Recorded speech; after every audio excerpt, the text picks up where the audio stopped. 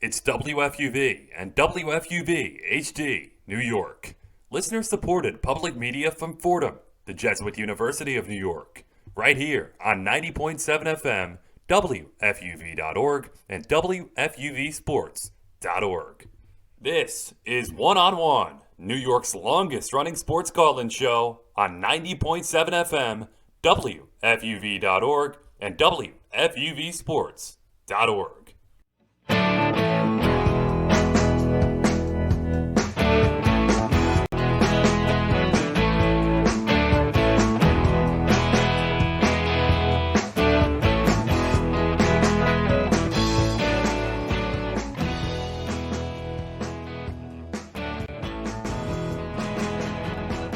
11 p.m. on a Saturday night here on WFUV 90.7 FM. You know what time it is now, folks. It's time for New York's longest running sports call-in show. It's time for One on One. Welcome into the program, everyone. I am your host, Andrew Posadas. Pleased to be joined alongside my guy, Jimmy Sullivan. It is a Posadas-Sullivan vehicle tonight. 3 hours, a psychedelic ride. Jimmy, my friend, how are you? Long time no see, I feel like. It's great talking to you. We haven't done a show together in like 6 months. It's been eons, my friend. But nonetheless, great to be here with you. I'm feeling great. Lot to talk about in these 3 hours. Wish we had more, honestly, with all the stuff that's going on. But it is what it is. We'll fit it all into three, and certainly a lot to get into. Oh, Jimmy, we're going to make it work. So much to talk about with all the teams in New York. We'll also have Ryan Gregware on for headline segments to also be on to talk with us about the Yankees in our midnight hour. And Jimmy, it's crazy to me because New York sports is really, whether it's good or it's bad, there's a story everywhere, whether it's the Knicks and what they're doing in fourth place and on the cusp of hosting potentially a first round series, or teams like the Yankees and Mets who have gotten off to slow starts, but it looks like they're starting to turn the corner. There's so much to get into, and it feels good finally because it just feels like for so long, and for us being here at FUV for the last couple of years, it just felt like there were weekends where kind of reaching in and trying to draw straws to figure out what segments work. But in the last few months, all of the professional New York teams are giving us something to talk about. What I want to know and what I'm curious about, because I don't have this answer, I don't have access to the archives right now. When was the last time we did a show in late April where we were leading off the discussion with the New York Knicks? Like, I can't imagine that we would be doing that under most circumstances. Other than the only one I could think of is when they were in the playoffs in 2013. That's what I was going to say. April of 2013, I'd have to. Otherwise, I can't imagine it happening because the Knicks have just been a joke for the last 8 years until now, which is a credit to Tom Thibodeau. But the point I'm trying to make is that we do have a lot going on. And the New York basketball scene is terrific right now, which is really surprising. We thought the Nets were going to be really good going into the season, but the New York Knicks right now would host a playoff series. I mean, that is incredible in and of itself. So good for the Knicks. Good on Tom Thibodeau. Good on Julius Randle, who might get an MVP vote here or there. But yeah, this is incredible stuff. I cannot believe we're talking about the Knicks. I don't mean to be condescending. I just can't believe we're talking about the Knicks right now at this point in the season. So good for them. No, you talk about them being a joke. The only joke now is people who don't believe this team is legit. They play defense. They can knock shots down, and they're just hungry. I think that's the thing. Coach Tibbs has that team hungry. We'll talk about the Knicks, and if they're officially back, I mean, that's a huge debate that Shaq started earlier in the week on Tuesday on TNT, and now in local sports radios everywhere. Everyone's talking about the Knicks being back. Jimmy and I will enter that conversation and give our thoughts. We'll also have Jeremy Cohen on in about a half hour from now, contributor for Knicks Film School and the Strickland. He will talk to us about the Knicks and his thoughts on the season that is, and potentially what the Knicks could do in the postseason if they finish in this 4-5 matchup. Because, Jimmy, I think we're both in agreement. The Knicks, if they want a chance to actually win a first-round playoff series, and how crazy would that be? We're just talking about them in here, but now talking about potentially getting to the second round. But if they stay in that 4-5 matchup and they draw the Hawks, who they just swept in the regular season after Thursday's win, I mean, I think you have to be excited if you finish right there, fourth or fifth. I mean, the chances that you can get to the semifinals, how about that for Knicks fans? That would be awesome. I mean, Madison Square Garden is just going to be rocking this summer with these postseason games. Can you imagine, too, they get to the semifinals and they play Brooklyn in June with Lord. probably an increased capacity at Madison Square Garden? Oh, my goodness. That is amazing. That is phenomenal. I think the conversation has shifted because in late February, early March, you headed into the All-Star break and it was, well, okay, they can get into the play-in tournament. If they do that, we're in good shape. And then it was, well, maybe they get out of the play-in tournament in a good way, in the top 6. And now it's, they get out of the playoff tournament and they host the first-round series. I mean, incredible stuff that the Knicks have done. But, yeah, I mean, you don't want to get too greedy because of, the last few years. But at the same time, I think you have to be optimistic. I mean, 8-game winning streak coming into today. And they've won some really tough games. I mean, they played a couple OT games the last couple of games, high-intensity games, which is really good experience for this Knicks team. So, yeah, you have to feel good about where things stand right now. And this is one of the great coaching jobs that I have ever seen, what Tom Thibodeau has done with this team. It's really phenomenal. Certainly so. And I would say this too, the way this Knicks team is resonating with New Yorkers as opposed to the Nets. I mean, Kyrie, KD, and James Harden have only played 7 games together, and yet they beat Boston Friday night. They're in first place in the East, a half a game up on the Sixers, but yet we're talking about the Knicks. I mean, we're going to touch on the Nets, but we're not even devoting a segment to the top team in the Eastern Conference, Jimmy. That just goes to show you the Knicks at 4th place and giving us this optimism. That's what's resonating with fans, and that leads me to believe that if the Knicks could win a championship, it doesn't matter if the Nets get 2 or 3. That one Knicks title will be worth the multiple championships that the Nets could potentially get with their big 3. I'm convinced. Well, did you see outside the Garden the other night? I forget what game it was. I think it was the game they beat Atlanta. Yes, it was. Everyone was outside, and it's there's like 2,000 people going to the games now, but people were celebrating like they had just won a playoff series. I mean, it's incredible to watch.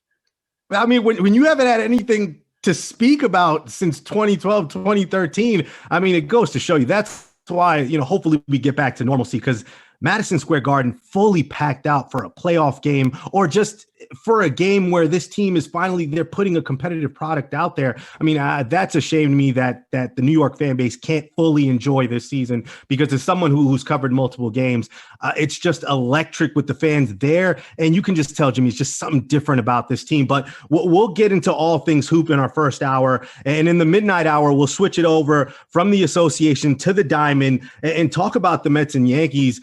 Because, Jimmy, I'll tell you this. I'm a Yankees fan by nature, but Friday night I was riveted by Jacob deGrom. I couldn't keep my eyes off of him when he was on the mound. It's must-see television now. And I have to think, if you're a sports fan and you're thinking reasonably, logically, the hottest ticket in town right now is a Jacob deGrom start. And it's probably not particularly close. No. And he's the best pitcher in baseball right now. And it's probably not particularly close. Nope. It's just incredible to watch this guy. I mean, here he is at 32, 33 years old, throwing 101 miles an hour. I mean, this is ridiculous stuff. Like, we should never, ever take this for granted. I mean, this guy is unreal. He wins the Cy Young in 18. He wins the Cy Young in 19. Spring training gets shut down in 20, and then he revises his entire motion so he can throw even harder. And here he is throwing 100 miles an hour in the 7th inning of games. Like, not, coming out of the gate and then tailing off. I mean, he did tail off a little bit towards the end of his start last night, which is to be expected.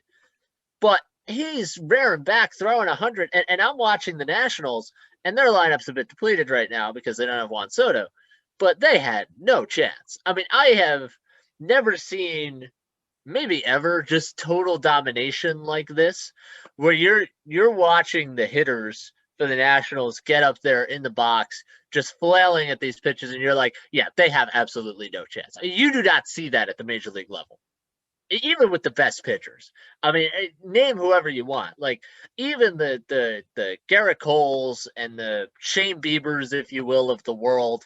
You look at them and you say, well, on their best days, they're tough, but As a hitter, you go up there and you say, you know what, maybe I've got a chance. Jacob deGrom right now, you don't. And this is just incredible to watch. I have never seen anything like this in my life. Keith Hernandez on the SNY broadcast last night was asked point blank, have you ever seen anything like this? And he said, no, Nope. not even on Doc Gooden's best day. And that, I think, tells you all you need to know. Yeah, it's absolutely astonishing and compelling what we're able to witness. As you mentioned, just can't take it for granted. And we'll get into the Mets, the Yankees. Obviously, they both got off to slow starts, but now looking to turn it up. And, it's only 1 month into the season. So, when fans overreact, I'm always, very skeptical. I mean, the last game of the regular season, I believe, is October 3rd. So much time. Jimmy and I will be long gone from FUV and Fordham by the time the regular season's over. So everyone, they're going to have the statues of us up in the hall. I hope so. I hope I get a Shaq one where I'm like bringing down a backboard and a rim, but there's just so much time left. So we'll get into both teams and just what to make of the starts and where they go moving forward. We'll even have Adriano Torres, a social media coordinator for Major League Baseball, a sports writer at the Associated Press. He'll talk to us both about the Yankees and Mets, give us his 2 cents on that. And Jimmy, in our final hour, I think I do my best when I'm hosting one-on-one. My best ideas come when I'm walking the dog. And usually it's an early morning walk. So on Friday morning, I'm walking the dog. It's about 7:47, 7:48 in the morning. And I suddenly just get a pop in my mind. I'm just like, the draft's coming up. What can we do to fully encapsulate that and just get into that mood going into the 29th when the NFL draft officially is open? And it struck me, Jimmy. I was like, most shows, they do this special where it's a war room and everyone gets a pick. And they have to sit in that hot seat and make the choice and make those tough decisions that we're going to see come Thursday at the NFL draft. So what better way to finish out the show than a little NFL draft war room? Myself, Jimmy, Ryan, and even our producer, Alex Walls, he's going to get into the action. We're going to do the top 8 picks. We've all been given 2 picks each. And at the end of the show, you'll see where we go. Some of us have some interesting choices ahead of us. Are there some potential trades being talked about in the next couple of hours? My phone is open. I don't know if anybody wants to text me while I'm doing the show, but stick around. It's going to be so much fun just going in there and just giving you a full view. Jimmy, this is what you live for, right? And especially you as a huge Jets fan, I think you have a very interested ear as to who picks at number 2 and who they end up picking, because it seems like a formality that it's Zach Wilson, but who knows? Could be somebody else, my friend. Yeah, the suspense is killing me. I mean, this is really something, man. This is going to be a really interesting segment. It's a lot of thinking on your feet. Thankfully, I've done a lot of research. I've actually talked to some of the prospects. We've played rock, paper, scissors, Kahoot, Jeopardy, all the good stuff that you want to know when you're interviewing an NFL draft prospect and you want to find out if they're going to be a really good pro. But no, I am really looking forward to this segment. I'm really looking forward to the NFL draft. I think there's a ton of storylines here. You have the quarterbacks going. Potentially each of the top 4 picks could be quarterbacks, depending on how things shake out. A lot of really interesting stuff going on here and a lot of tough decisions to be made, really. You know that the first 3 teams are going to take quarterbacks, right? Jaguars are probably going to take Lawrence. Jets are probably going to take Wilson. The 49ers are going to take someone. There's been a lot of smoke about Mac Jones. Could be Justin Fields. Who knows? Where the draft starts, at least to me, is at 4 with Atlanta. Whether they decide to go with a quarterback, do they go in another direction? I don't want to give too much away with the segment, but I do think that is a really interesting call that the Falcons front office has to make with a new head coach, with an aging Matt Ryan. Do you go to a quarterback? Do you go in another direction? So I think a lot of really, really interesting storylines with this year's draft. Can't wait to get into all of it. And can't wait to see who we wind up taking for each team, because I think that's going to be a very interesting exercise as well.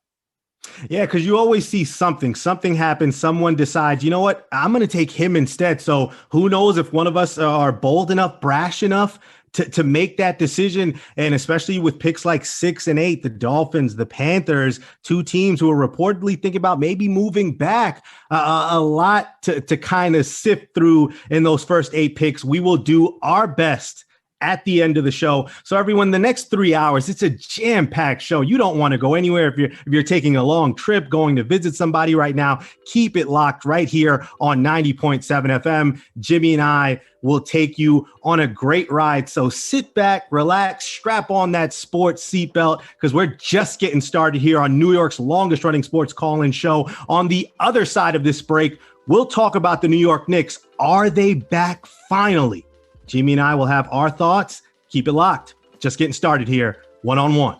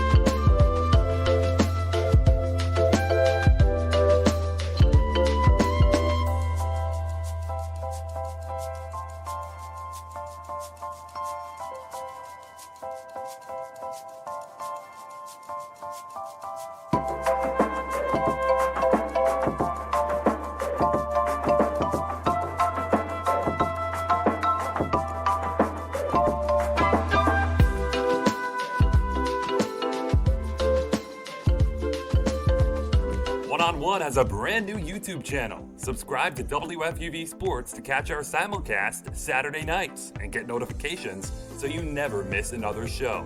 Miss the show? You can find on-demand segments, interviews, and highlights every week. WFUV Sports, home to New York's longest-running sports call-in show and the flagship station of Fordham Athletics.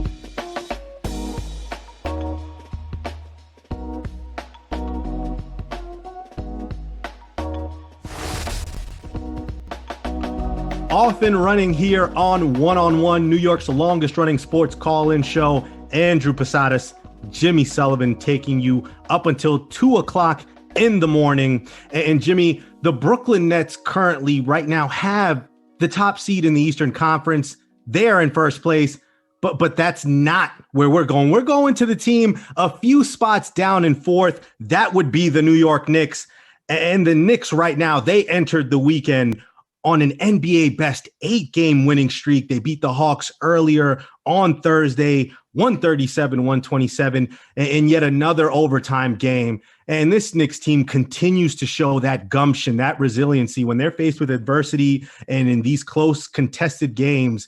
We didn't see this last season, Jimmy. Last season, this team would have folded, whether it was Fizdale as the head coach or even Mike Miller, and there were stretches where they played well, but even then they couldn't really string together any consistency down the stretch. But with Coach Tibbs, you can just see there's just a different mentality, a different attitude to this team when they're in deficits and when they need to come back in games and turn it on. And now it's gotten them the fourth spot in the Eastern Conference. They hold the tiebreaker over Atlanta, who's in the fifth spot right now. They swept them for the regular season. So that's something to keep in mind as we come down the stretch here. And they're also 2 games clear of the play-in tournament, 11 games left to play.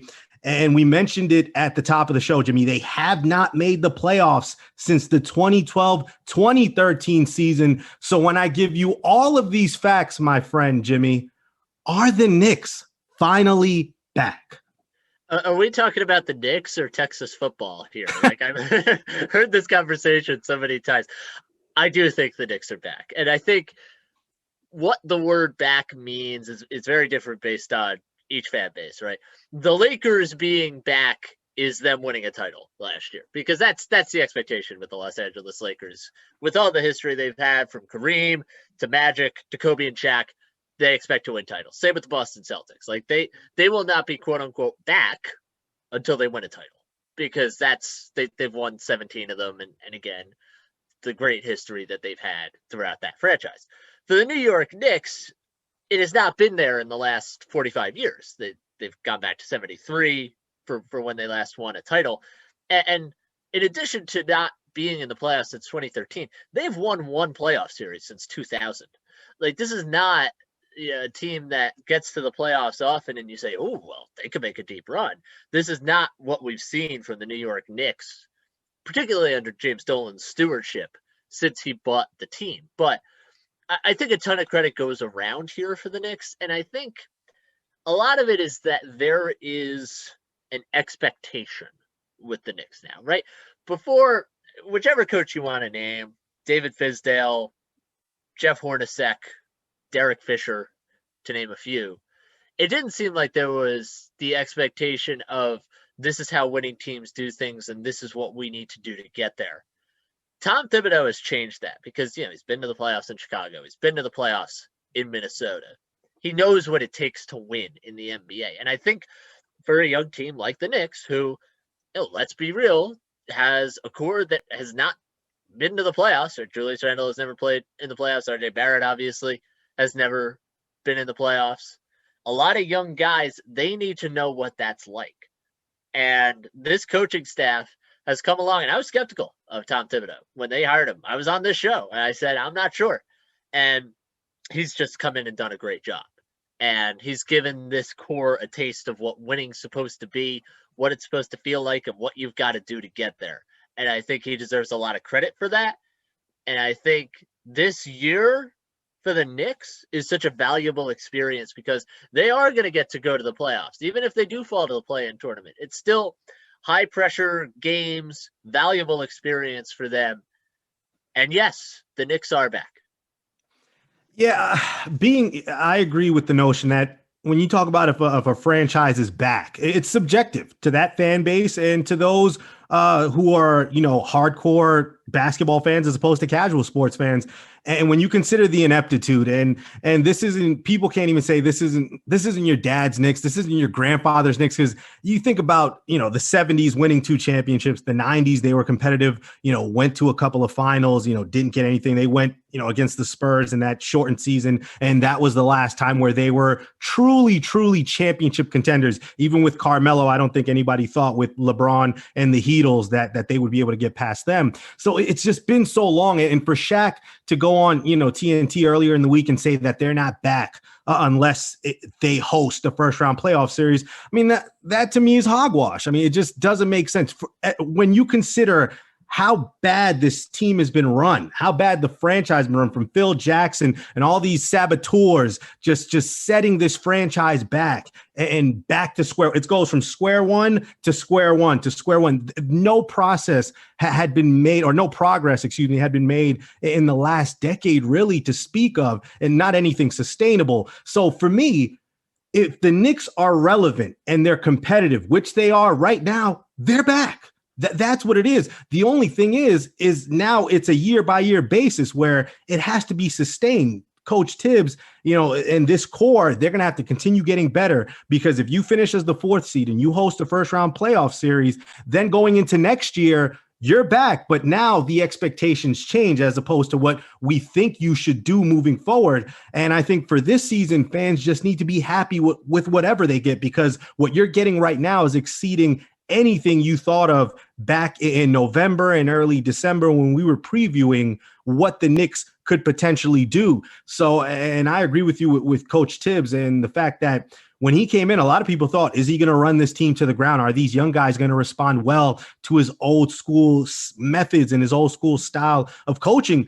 But everything seems to be fitting like a glove, Jimmy. And I think that's what's really giving Knicks fans so much optimism and so much cause for celebration and thinking that this is the start of something potentially magical and hopefully getting this franchise back to an NBA Finals and giving these fans something really to cheer about. And that's what the Knicks have done so far this season, but it's all about sustaining it in the long term. But right now, currently at the moment, it's hard for me to listen to somebody say the Knicks aren't back yet with a strong argument, because what they're doing right now, nobody expected it. And if you don't think they're back now, then I guess you have championship expectations for a franchise that hasn't brought a championship to the city since what, the mid 70s. And also, it's a very arbitrary conversation because the difference right now between the Knicks hosting a playoff series and playing the Bucks in the first round is one game. Yep. The difference between the Knicks hosting a playoff series right now and having to go to the play-in tournament and potentially play a team like the Washington Wizards, who can't lose right now, is 2 games.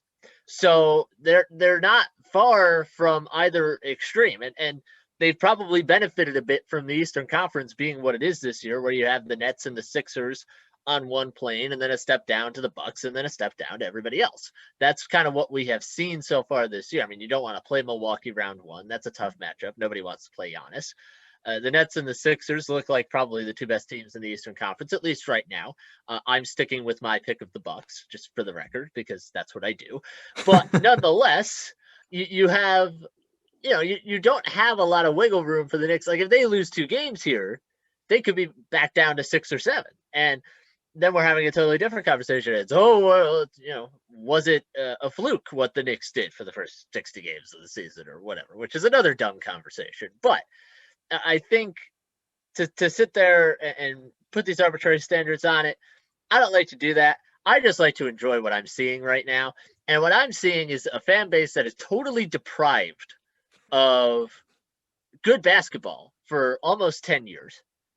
A team that has been the doormat of the NBA since 2013, since they traded for, Andrea Bargnani and the like that summer, which is terrible, but whatever. You have a team that, is going from being a laughingstock and a total joke to a team that can compete in the NBA playoffs because they have one of the best defenses in the league. They play a very difficult brand of basketball. And nobody wants to play them. Like, if you're one of the best teams in the league, it doesn't matter. You don't want to play the New York Knicks in the first round. So I think they deserve a ton of credit for that. And for me, that is enough. I don't have to apply these other standards to it. And are they back? Are they this? Are they that? No, this is a good team. They're fun to watch. Let's enjoy it for what it is. Jimmy, when I think about Knicks fans, and here at Fordham, we have to take 2 philosophy courses and 2 theology courses. It's required.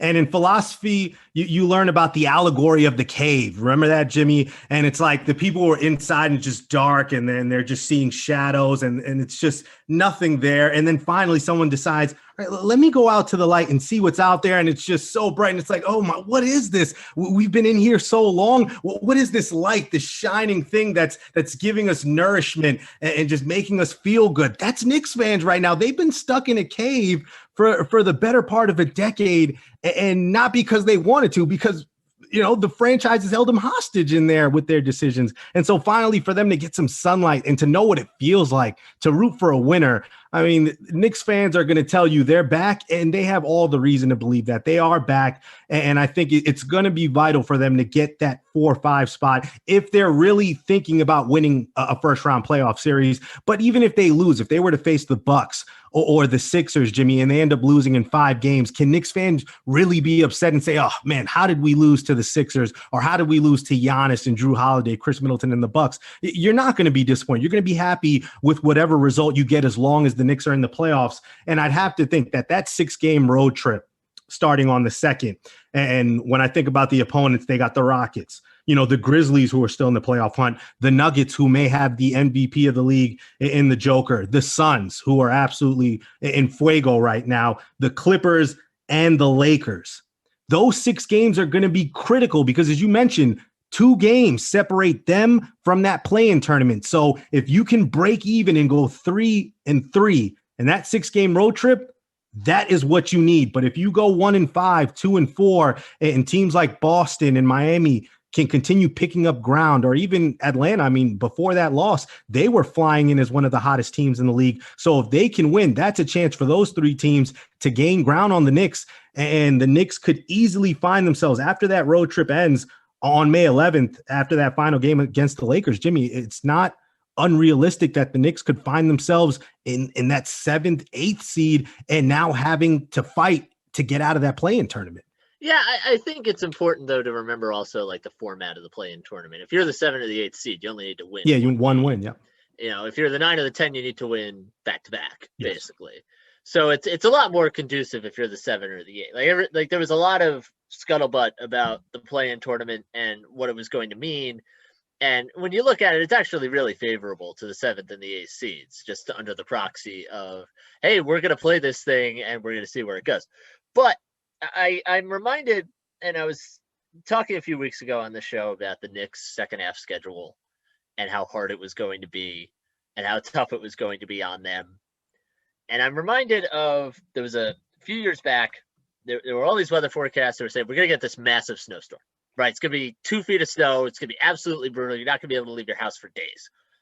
Well, I sat there the day of and I said, okay, where's the snow? It's not coming. It's not coming. We wound up getting like 6 inches of snow, which is to say that at some point, you got to stop talking about the Knicks' second half schedule, because at some point, this magical fall off that we were waiting to see is probably just not going to happen.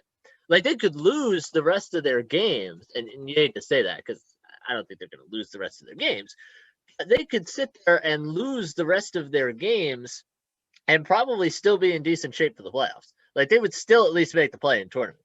Like, at some point, you have to sit there and go, it's not going to happen. And give a ton of credit to the Knicks, to Tom Thibodeau, to Julius Randle.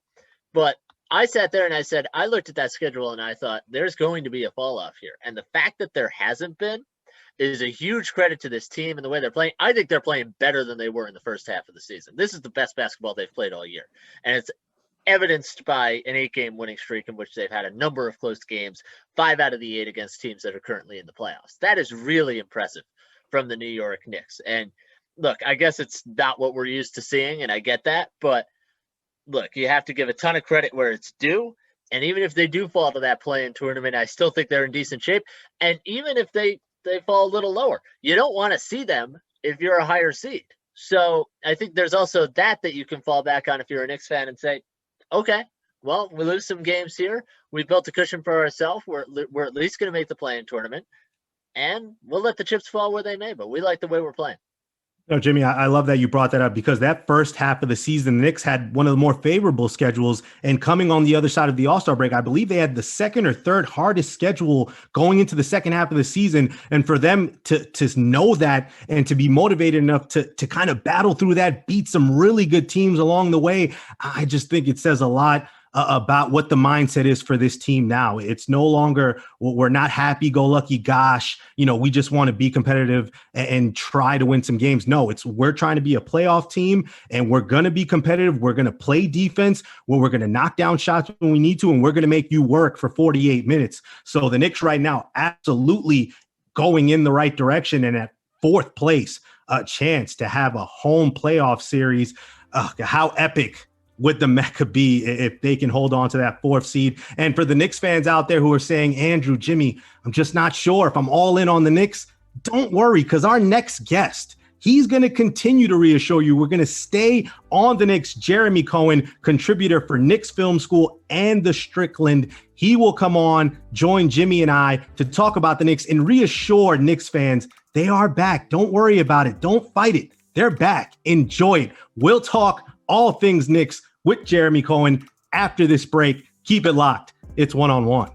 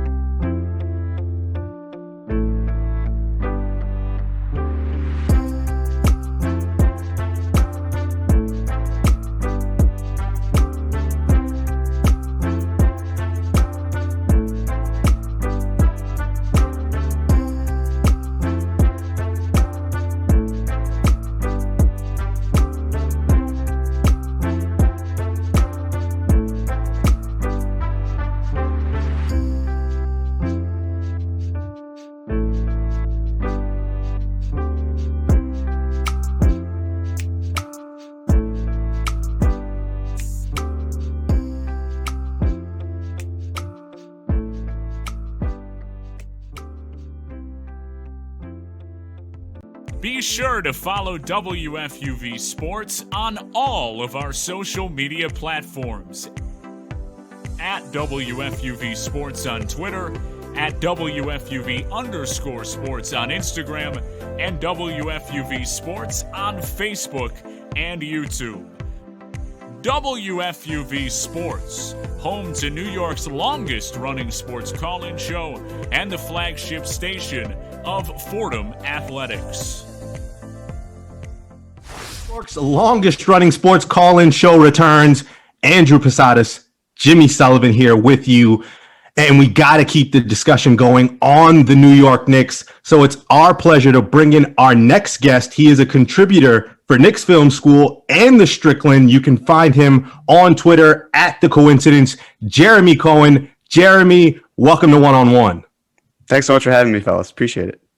And Jeremy, let's get right into it because the Knicks currently are in fourth place. They head into the weekend 33-27, that big win against the Atlanta Hawks.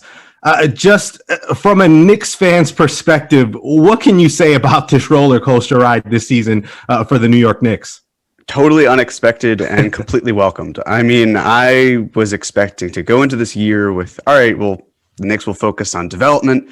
There'd be some sort of maybe top 10 pick that can be in play, really just build the foundation and go from there. And instead, it's just turned into this monster growth for all of their key players. I mean, the idea that Julius Randle could go from someone who was consistently turning the ball over and scoring inefficiently to the engine that powers a team that, as you said, is in fourth place, or RJ Barrett being able to kind of rediscover his shot in a way that really transforms him into a fantastic catch and shoot player and someone who can create as well. Just the two-way potential that he's showing is staggering. So when you have those two kind of leading the pack and all these other guys rebounding and really buying into the system to create a winning product, you can't ask for much more. Jeremy, you're talking about Julius Randle, and there's an interesting debate that's sort of popping up in, kind of small circles. Do you look at him as an MVP candidate at this point in the season?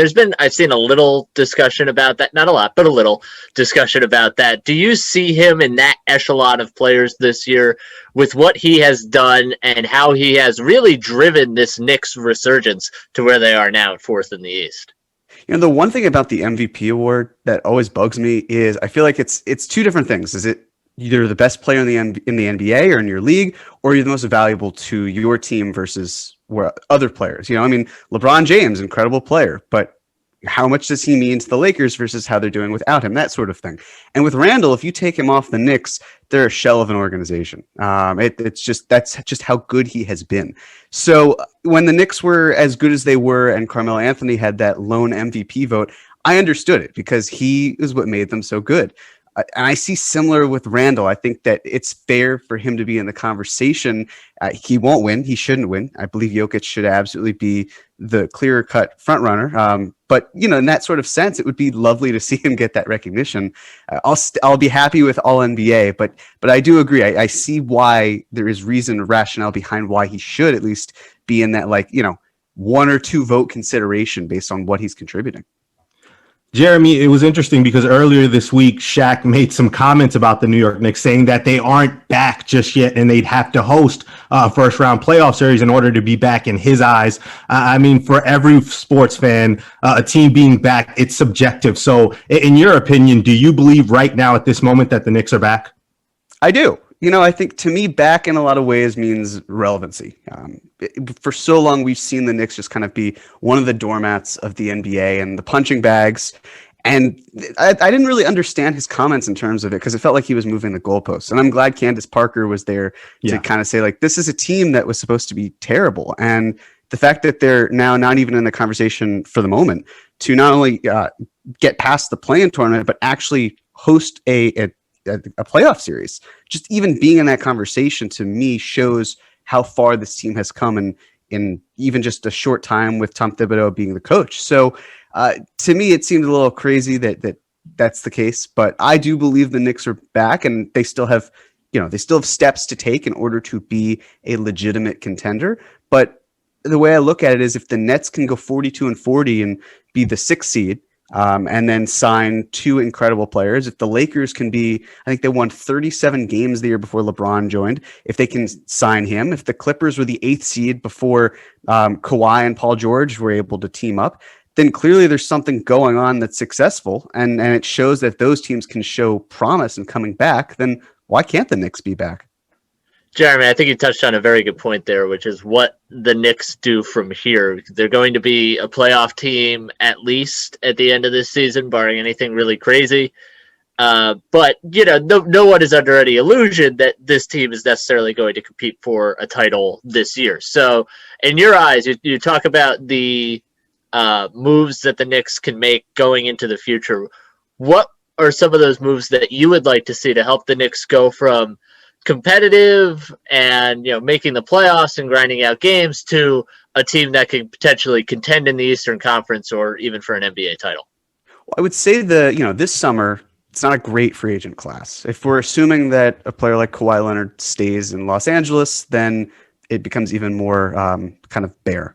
So to me, the idea of kind of just keeping the course, staying flexible, finding an upgrade at the point, even if it's on a short-term deal, and then hitting that 2022 class where you've got some great marquee names there, and kind of just trying for that, and then being able to use your assets to then bring in another guy if you are able to. If you are willing to part with some other players in terms of salary, making quantity turn it into quality, that's another option. So I think really just if the Knicks are able to, even with a player like Elfrid Payton, be able to succeed even in spite of the minutes he's producing, that just making a modest upgrade should benefit the Knicks to such a high degree. So, eventually they're going to need some sort of star in the backcourt. And hopefully Emmanuel quickly can develop into something consistent as well, if not towards that type of player. But really getting that drive and kick, shooting, half court playing, defensive minded, or at least can play defense guard, that's going to be so pivotal to how this team can build around Randall, around Barrett, and any other players that kind of come their way. You're talking with Jeremy Cohen. And Jeremy, it's crazy because I didn't think at any point this season that I'd be talking to a guest about this, but the Knicks look like they will be in the playoffs. And when you talk about first round matchups, how vital is it for the Knicks to stay there in that 4-5 matchup and maybe draw a team like the Hawks, who are still young and inexperienced, or maybe Boston, who has been coming on but have still shown inconsistencies throughout the season, as opposed to finishing 6th or 7th and having to see the Sixers or Giannis and the Bucks? How vital do you think it is to finish there at least in 4th or 5th? I think it's crucial, just in the sense of, as a Knicks fan, I'm not really terrified of any teams. There are some teams that probably would give me more agita than not. But the idea of facing the Hawks or the Heat or the Celtics, as you mentioned, versus going in to play the Bucks. And I know that people have joked before about the Bucks in terms of the playoffs and how they're able to do. But again, there's something about the Bucks that always kind of terrifies me in terms of how they're able to turn it on. You've got a Knicks team where most of these players have not gotten any playoff action in their careers. So facing another team that is maybe similar, or at least from the Hawks perspective, or at least teams that might be a little down in terms of how they've been playing with the Celtics or the Heat, to me, that is far more crucial than finishing 6th or even at 7th. Then you're in play-in territory. So if you don't win that game, then you're fighting for the 8th seed. And if you lose that, then you're out of the playoffs as well. So locking in that ability to, whether it's home court advantage at 4 or just playing an inferior team compared to that big 3 at 5, that to me is completely crucial. Jeremy, you're talking about a Knicks team that's inexperienced in terms of it being in the playoffs. And I find it interesting that over the course of this winning streak, they have played a lot of games that have almost felt like playoff games. I don't know if you feel the same way, but the intensity level, the game that went to overtime earlier this week against Atlanta, do you think games like that we have seen recently from the Knicks, high intensity level, close games down the stretch, do you think that benefits this team heading into the playoffs, being that they've seen that level of intensity and they've played those kinds of games, especially in Madison Square Garden?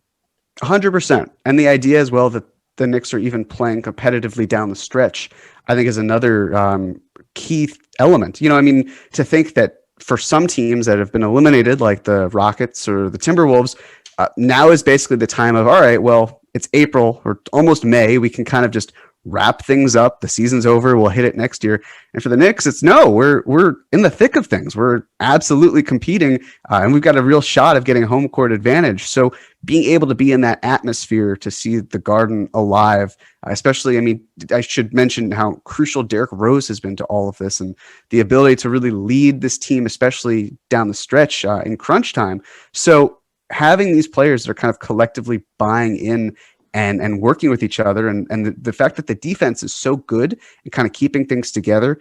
The playoffs and the regular season, things are called a little bit differently, but the way that this team is structured, they're going to have what I think is a good time in terms of being in the playoffs where they can kind of rise to that occasion. So yeah, this is giving them great experience for when the moments get bigger, when things are a little bit more important, but it's definitely playing into the fact of how they're able to kind of bring it all home and do what they're doing right now. Jeremy, when we think about Coach of the Year, I think everyone's talking about Quinn Snyder and Monty Williams, respectively, and rightfully so. But I think those two teams, especially the Jazz, they were expected to make the playoffs and be one of the better teams in the West. When you think about what Coach Tibbs has done with these Knicks and the expectations, as you mentioned at the beginning of this interview, do you think that gives Coach Tibbs a leg up in the Coach of the Year race? And what do you think if the Knicks can finish through this 6-game road trip, if they can get through that break even and find themselves as the 4th seed come playoff time, do you think that secures Coach of the Year for Coach Tibbs? I'd like to think so, but at the end of the day, I still kind of think that Monty Williams probably has the best case. This was a Suns team that entered the bubble just floundering. They won 8 games in a row, led to Chris Paul, and now they've kind of all elevated their own games, and we know how great Chris Paul is. And I'm sure there's also, Monty Williams has a really compelling personal narrative, unfortunately, based on his circumstances and his ability to kind of rise above that and have a team that is this close to being the best in the NBA. I think that's that could put him over the top. But for Tibbs, yes, I think the fact of, even though people may say it's a lesser conference, and if you've got teams struggling due to COVID, whatever it might be, Tibbs has certified himself as a crucial and great coach. And I would love to see him get the recognition. I think finishing with home court advantage would certainly help improve his case. But at the same time, I just think that it's possible the competition is just better than the case that he has presented. Jeremy, I want to backtrack a second. You were talking about Derrick Rose before, and I think that's a very important point to bring up in this, because when the Knicks traded for Derrick Rose in early February, I think there was a lot of skepticism among Knicks fans that it was going to work, that it was going to cut into Emmanuel Quickley's minutes, for example, and a lot of fans didn't want that. Obviously, that has not been the case. It's worked out really well for the Knicks. Why do you think going out, getting Derrick Rose, having him kind of mentor Emmanuel Quickley along, why do you think that's been so successful for the Knicks in the last couple of months? I would have to think Tibbs plays a huge part. The relationship that Rose and Tibbs have is just, it's something that I don't think is very often. It's a rare relationship. And the ability for him to kind of come in, and I believe the Knicks are around 17-7 as of this moment for when Rose is playing. And so, him guiding that offense and really finding his game again, I think that when you're playing in an environment like Detroit, and that he went into the season knowing his goal was to be a mentor for Killian Hayes, and he was doing just that. But then they realized it was time for a change, and bringing him here where Quickley's even, I believe, playing better statistically with Rose. So having someone just guide younger players on and off the court, the connection between Rose and Toppin has been fantastic. Obi really needs someone who can push it in transition and find him. And Rose has been that, for lack of a better word, that engine for that second unit and playing down in the last 5 minutes of games. So his ability to kind of just fill in for that role has been staggering, and I love it. At first, I was a little anxious about the idea of trading for him, and then when I learned about the price and what it costs, I was like, "Oh, that's okay. We can take that. That's totally fine," and it's worked out since. Jeremy, I know we've had a lot of Knicks talk, but before we get you out of here, I do want to talk about the other team in town, the Brooklyn Nets, and they've only had their trio of Kevin Durant, James Harden, Kyrie Irving for 7 games this season, but yet they're 40-20 and a half a game up on the Philadelphia 76ers after beating Boston on Friday night. What do you make about what Brooklyn's been able to do without their team fully intact? And how much importance do you put on them having to keep that big three healthy and not have them compromised heading into the playoffs? It's been impressive. The ability to kind of keep it all together despite a lot of adversity that they've been facing. It will be very fascinating to see how these stars are able to gel come playoff time.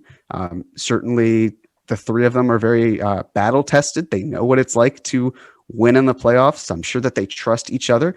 But how do you create chemistry when you just haven't really had that opportunity? And there are other players that you have to work with as well. So when Harden was out for even more time, that certainly felt like a blow, given that I feel he's been their most consistent player. He's been the best player on their team for what he's been able to show. So I'm really eager to see how they're going to rebound from this, because it's not going to be easy. But again, I think if you just trust your talent, they'll get kind of far. He is a contributor for Knicks Film School and the Strickland. You can catch him on Twitter at The Coincidence. He is Jeremy Cohen. Jeremy, appreciate the time. Thank you for joining us here on One on One. Thank you, guys.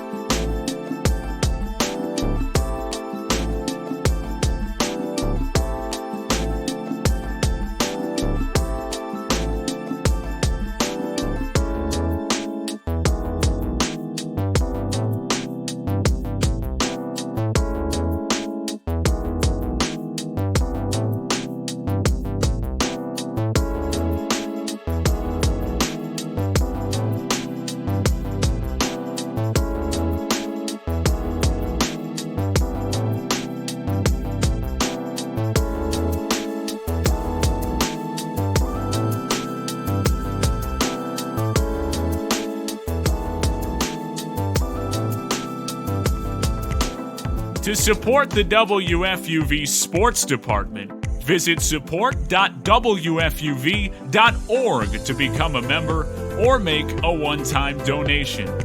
WFUV Sports, home to New York's longest-running sports call-in show and the flagship station of Fordham Athletics. It's WFUV and WFUV HD, New York. Listener-supported public media from Fordham, the Jesuit University of New York. Right here on 90.7 FM, WFUV.org, and WFUVSports.org. This is One on One, New York's longest-running sports call-in show on 90.7 FM, WFUV.org, and WFUVSports.org.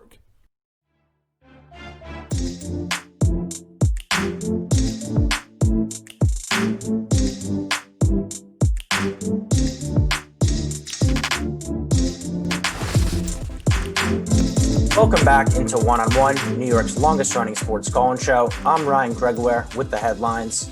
We're going to start in the NBA, guys. You know, the season is winding down, as you just talked about. And right now, for a lot of these teams, the number one concern is getting everyone back, healthy for the playoffs. So we saw Anthony Davis return, but we're going to start with Kristaps Porzingis, the former Knick. He gets hurt in Thursday's game versus the Lakers, and it's been an interesting year for him. Obviously, he's coming back from the ACL tear. He's got the meniscus, but the ankle injury right now, we don't know how serious yet. But Andrew, I'm going to start with you. How important is it for the Mavericks to make sure this guy's healthy for the playoffs? I mean, it's extremely important. He's part of that 1-2 punch alongside Luka Doncic, and that's what makes that offense go. And they can be so potent, especially when KP is hitting from beyond the arc, because he can stretch the floor, and that makes it even that much more easier for Luka to operate and attack the rim. But Jimmy, I'd say this. How about, we were just talking about the Knicks and them trading Kristaps Porzingis and people being outraged and saying, how could we trade away our foundational gem? We're taking a decade back.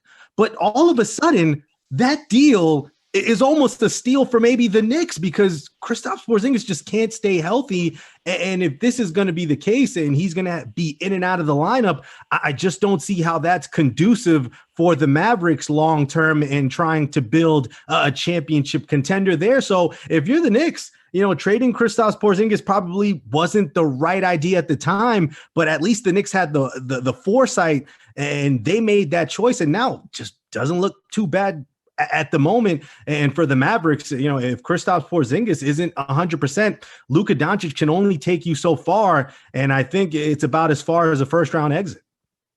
Are you saying the Knicks won the trade? Yes. Okay. So I think it's interesting when you talk about Porzingis. This is a guy who's never played more than 72 games in a season. Like, he's been banged up his entire career, basically. In terms of the Mavericks, I do think it's important. I agree with you, Andrew, although this is a team that was so reliant on Luka as is, with everybody healthy.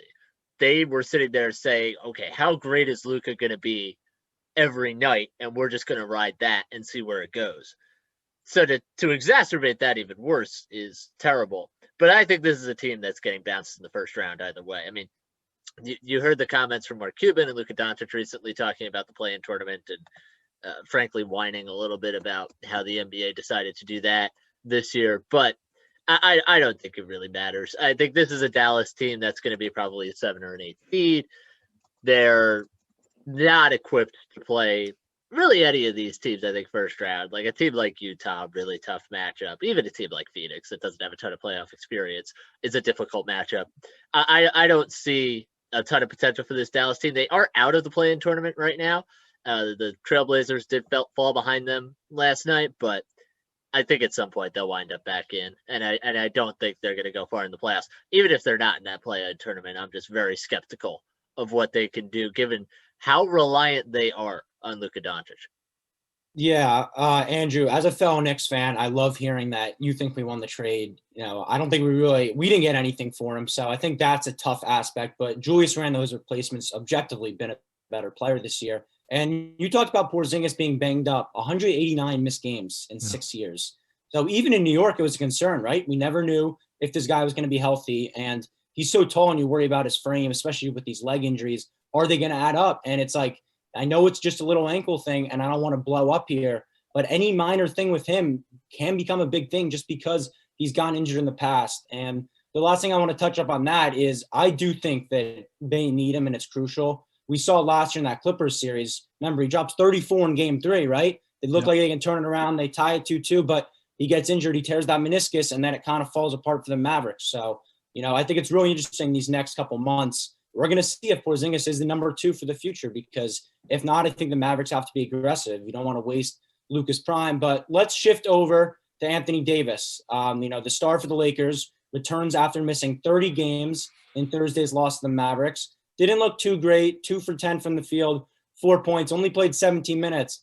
But it is huge that they have him back. They leveled the waters, honestly. Without LeBron and him, they went 7-8, which I think is pretty impressive overall. When you look at that roster, it really is them at the top. So is Anthony Davis back? Do you think, Jimmy, that the Lakers are kind of back to being the title favorites? I'm not going to say they're title favorites. I think the West is really deep. I do think that they're probably at least one of the favorites coming out of the West. And they're going to use these next handful of games here. By my count, they've got 13 left to get Anthony Davis right, to get LeBron James back, to ramp them up. I will say, you brought up a very good point about how the Lakers did without him.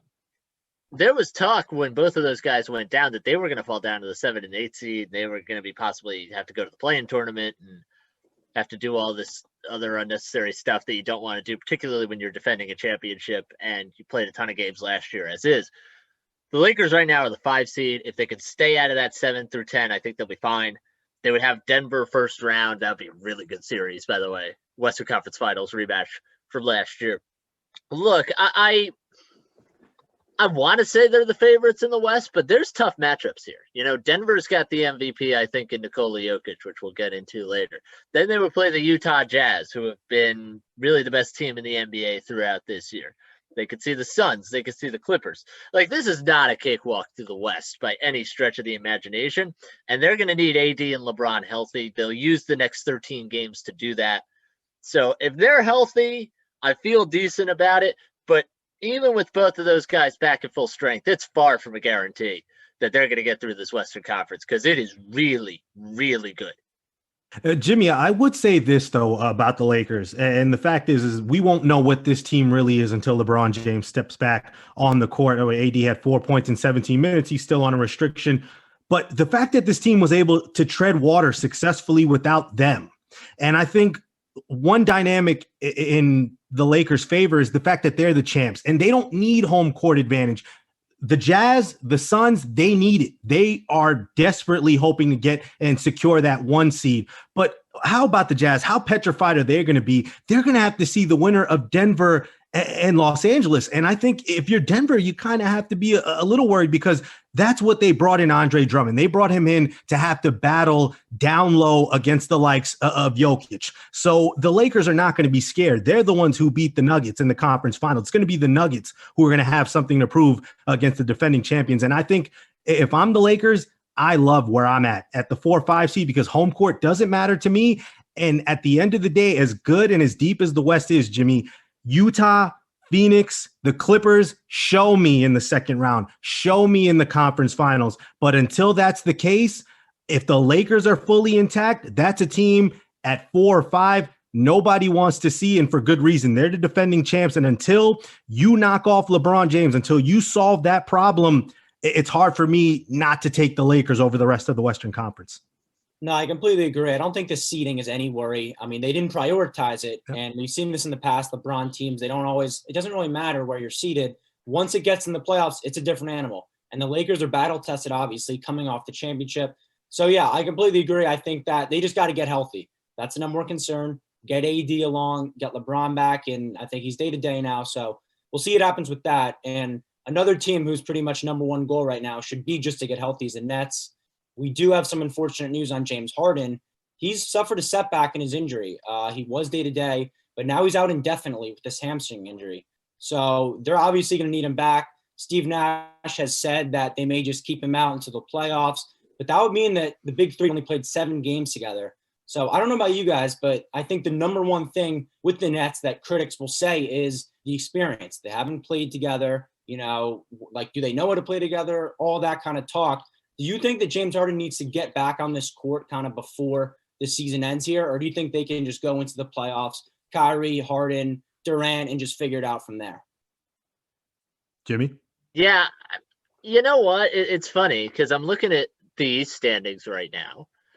The 8th seed, and again, there's the play-in tournament. So, right now they'd play the Charlotte Hornets round 1 if we're going chalk. That I feel okay about that if I'm the Nets. No matter who I have on the floor, I think we could win that series if I'm Steve Nash. So you need to use the rest of this time. You do not want to rush anyone back. Okay, there's no need to do that. 1 or the 2 seed to me is not that important, to be quite honest, especially with the NBA playoff format where you could steal a road game and win game 6 at home. So to me, that's not as important. And I think Steve Nash deserves a ton of credit for what he's done this season, obviously. I mean, how many different permutations have we seen of this Nets lineup with the big trades, with everything that's gone on, that he's been able to work it out? It seems like there's a different lineup out there every night. You get Kevin Durant back, and then Kyrie Irving is out. And then Kevin Durant goes out, and Kyrie Irving comes back. And James Harden has these setbacks. And, there was one lineup with KD and Harden that I really liked. And I thought, wow, I really like this version of the Nets. And then Kyrie comes back and you're like, oh, we're finally going to get to see it. And then somebody gets hurt. It's just this never ending reel. But I wouldn't be too concerned about it if I'm the Nets. I think what you've seen from this team is that they're still capable of beating almost anybody if they have like 2 of the big 3, which right now would be Durant and Irving most likely, at least to start. So I think you feel okay, but you do have to get all 3 of these guys back. You have to have them healthy. If you're going to win a championship, you probably need all three of those guys. So it's incumbent upon the Nets to make sure they have that in as safe a manner as possible, where they aren't rushing these guys back. Like, hey, we got to get them back for the first round. Well, I don't know if you do, if you're playing the Charlotte Hornets or the Indiana Pacers or even the Miami Heat, as tough a matchup as that is. So I think the Nets need to just prioritize making sure these guys are healthy. And I think as long as they do that, they should be fine. Yeah, fellas, I don't give much credence to experience and the fact that they've only played 7 games together. I mean, these 3 guys, they've played in all-star games for Team USA in the offseason during the summer. They have runs. So I can't imagine that coming into the playoffs, KD, Harden, and Kyrie are going to come together and be like, oh my God, we've only played 7 games together. How are we going to make it work on our way to the finals, right? But they're still 40-20, and they're a half game up with them only playing 7 games. So I think I'm in agreement that health is the number one priority. Attrition, making sure that you obviate any risk of further injury. I mean, James Harden's out indefinitely right now, but that's, I think, just for the regular season. I'm sure if the postseason started next week, James Harden would be in the lineup, I'd have to think, if he's good to go. So at this point, if you're the Nets, the way you're playing too, and Jimmy, I think you bring a great point with Steve Nash and the buttons he's been able to push. And no matter who's out there starting or who's in the rotation, you're getting valuable contributions. I mean, Friday night, Mike James, he comes in. I mean, he doesn't know anybody from a can of paint. He's only there a few hours, and he gets minutes and he gives contributions. So I think that just goes to show you what this team's about and just how deep they are and guys who can step in and give valuable contributions. So for the Nets, I mean, just ride the wave that you're on now. Put everyone on ice and just worry about the playoffs, because at the end of the day, it's championship or bust for them. Whatever happens in the regular season, Ryan, is inconsequential at this point. Yeah, I think when you have the stars like them, they will know how to play together. I've never bought what are they going to do? There's one basketball. Do they know that? I've never bought that talk. I just think with the talent they have, they will be able to figure it out, but they need to be healthy to do so. I think Harden, we had this conversation off the air. We can make the case he's the MVP for the Nets. Maybe he's not better than Durant, but they need him on the court to win this title. So I have no issue. Sit him out the first series, as you mentioned, Jimmy. Just make sure he is fine for when you play a Philly, when you play in Milwaukee, and then you have the star power, then you'll be able to shoot teams out of there. So I think if they do that, they're fine. We're going to switch here to the second headline we have, and that's some MVP talk. We talked about earlier, Nikola Jokic, probably the favorite right now, but Embiid's came back. He's putting up huge numbers on a 2 seed in the East. And then we have Curry now, who's kind of creeping into this top 3. He's at a historic April, 5 games of 40 or more points in a month. That's more than anyone has ever done before. And so he's up to 31 on the season now. Do you guys think that this kind of late season push by Curry is going to be enough to get him this conversation? Or is it kind of a foregone conclusion, give it to Nikola Jokic?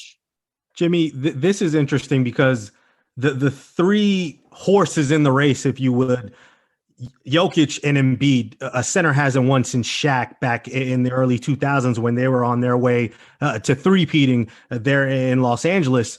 And for Steph Curry, when you think about the back-to-back MVPs he won, the unanimous MVP, a lot of people didn't think it should have been unanimous, that he wasn't supposed to be the guy to get that. Michael Jordan didn't get that, the likes of Larry Bird, Magic Johnson. So I think for those 2 MVP seasons, I think Steph, there's a little bit of resentment from fans outside of Golden State and outside of the Bay Area, where they were like, well, Steph Curry's just riding the wave of this juggernaut that the Warriors are building.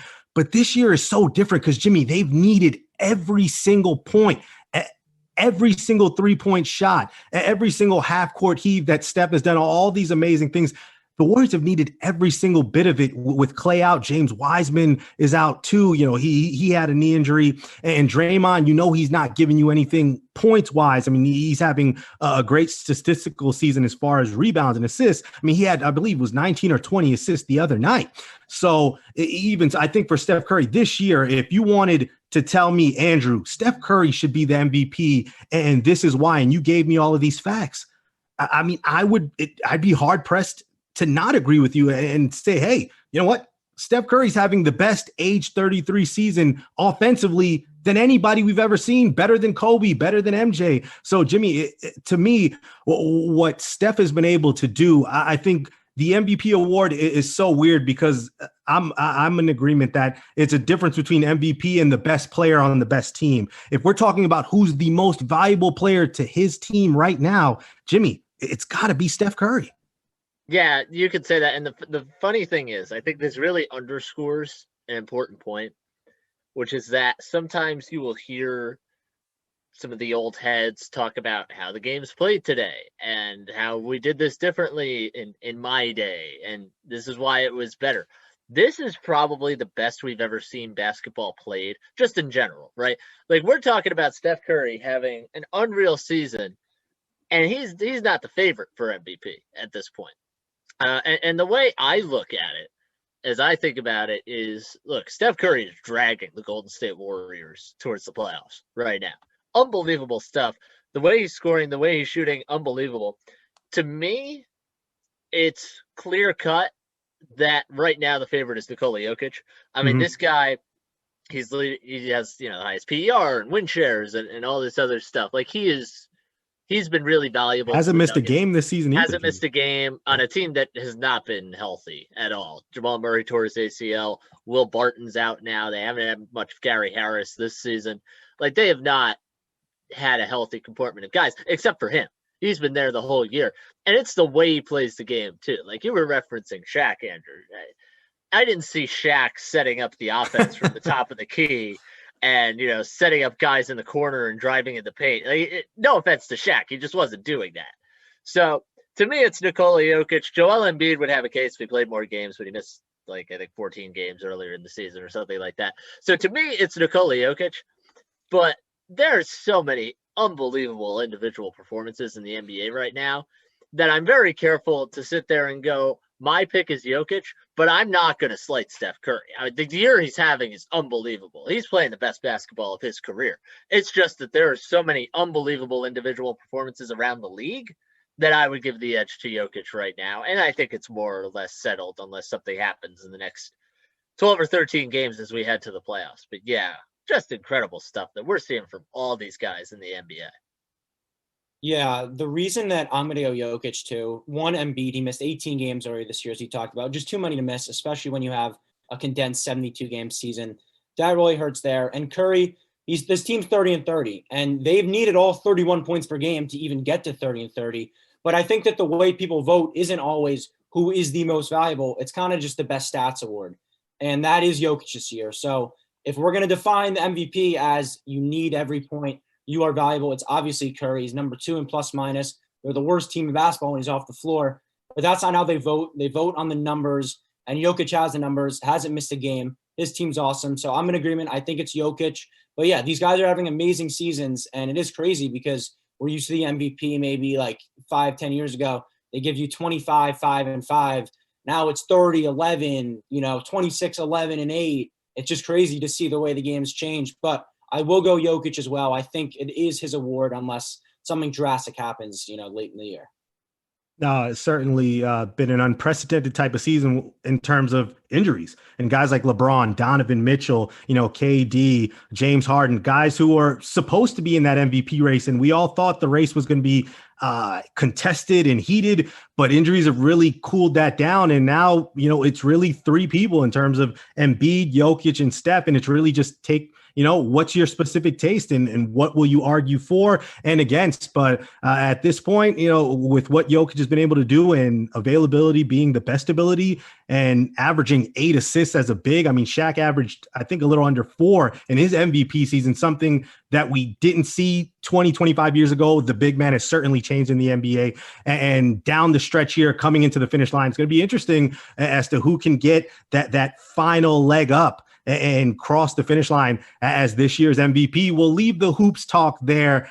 Thank you, Ryan. You will be back in about 20, 25 minutes to talk some Yankees. And of course, you'll be back for another headline segment. Jimmy, I had a moment of clarity watching the New York Mets and watching Jacob deGrom. I will elaborate more on that moment of clarity right here. Keep it locked, one-on-one.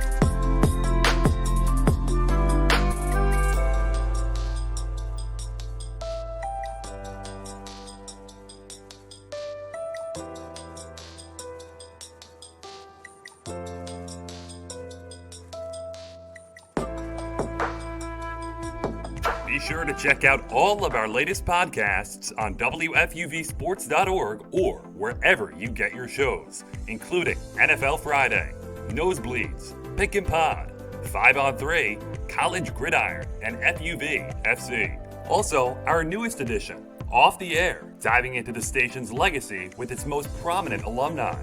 WFUV Sports, home to New York's longest-running sports call-in show and the flagship station of Fordham Athletics.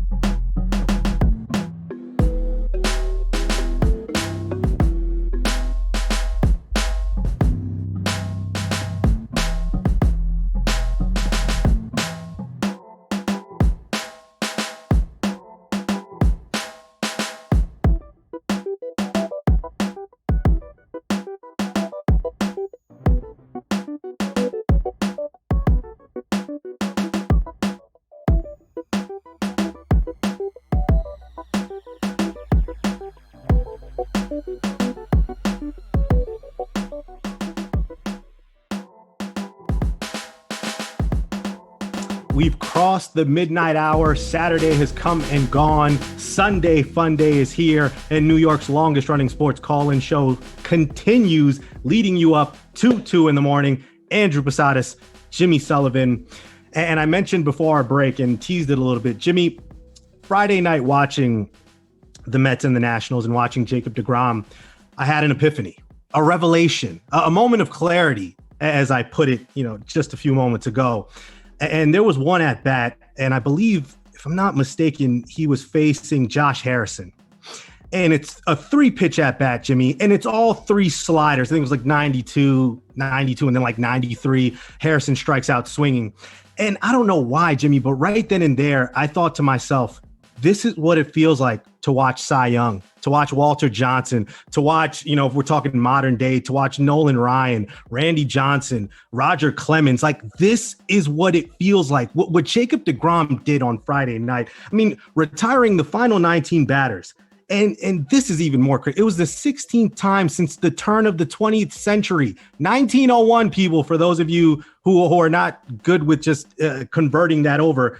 Since 1901, just the 16th time a pitcher struck out 15 or more batters and had no walks. And think about this.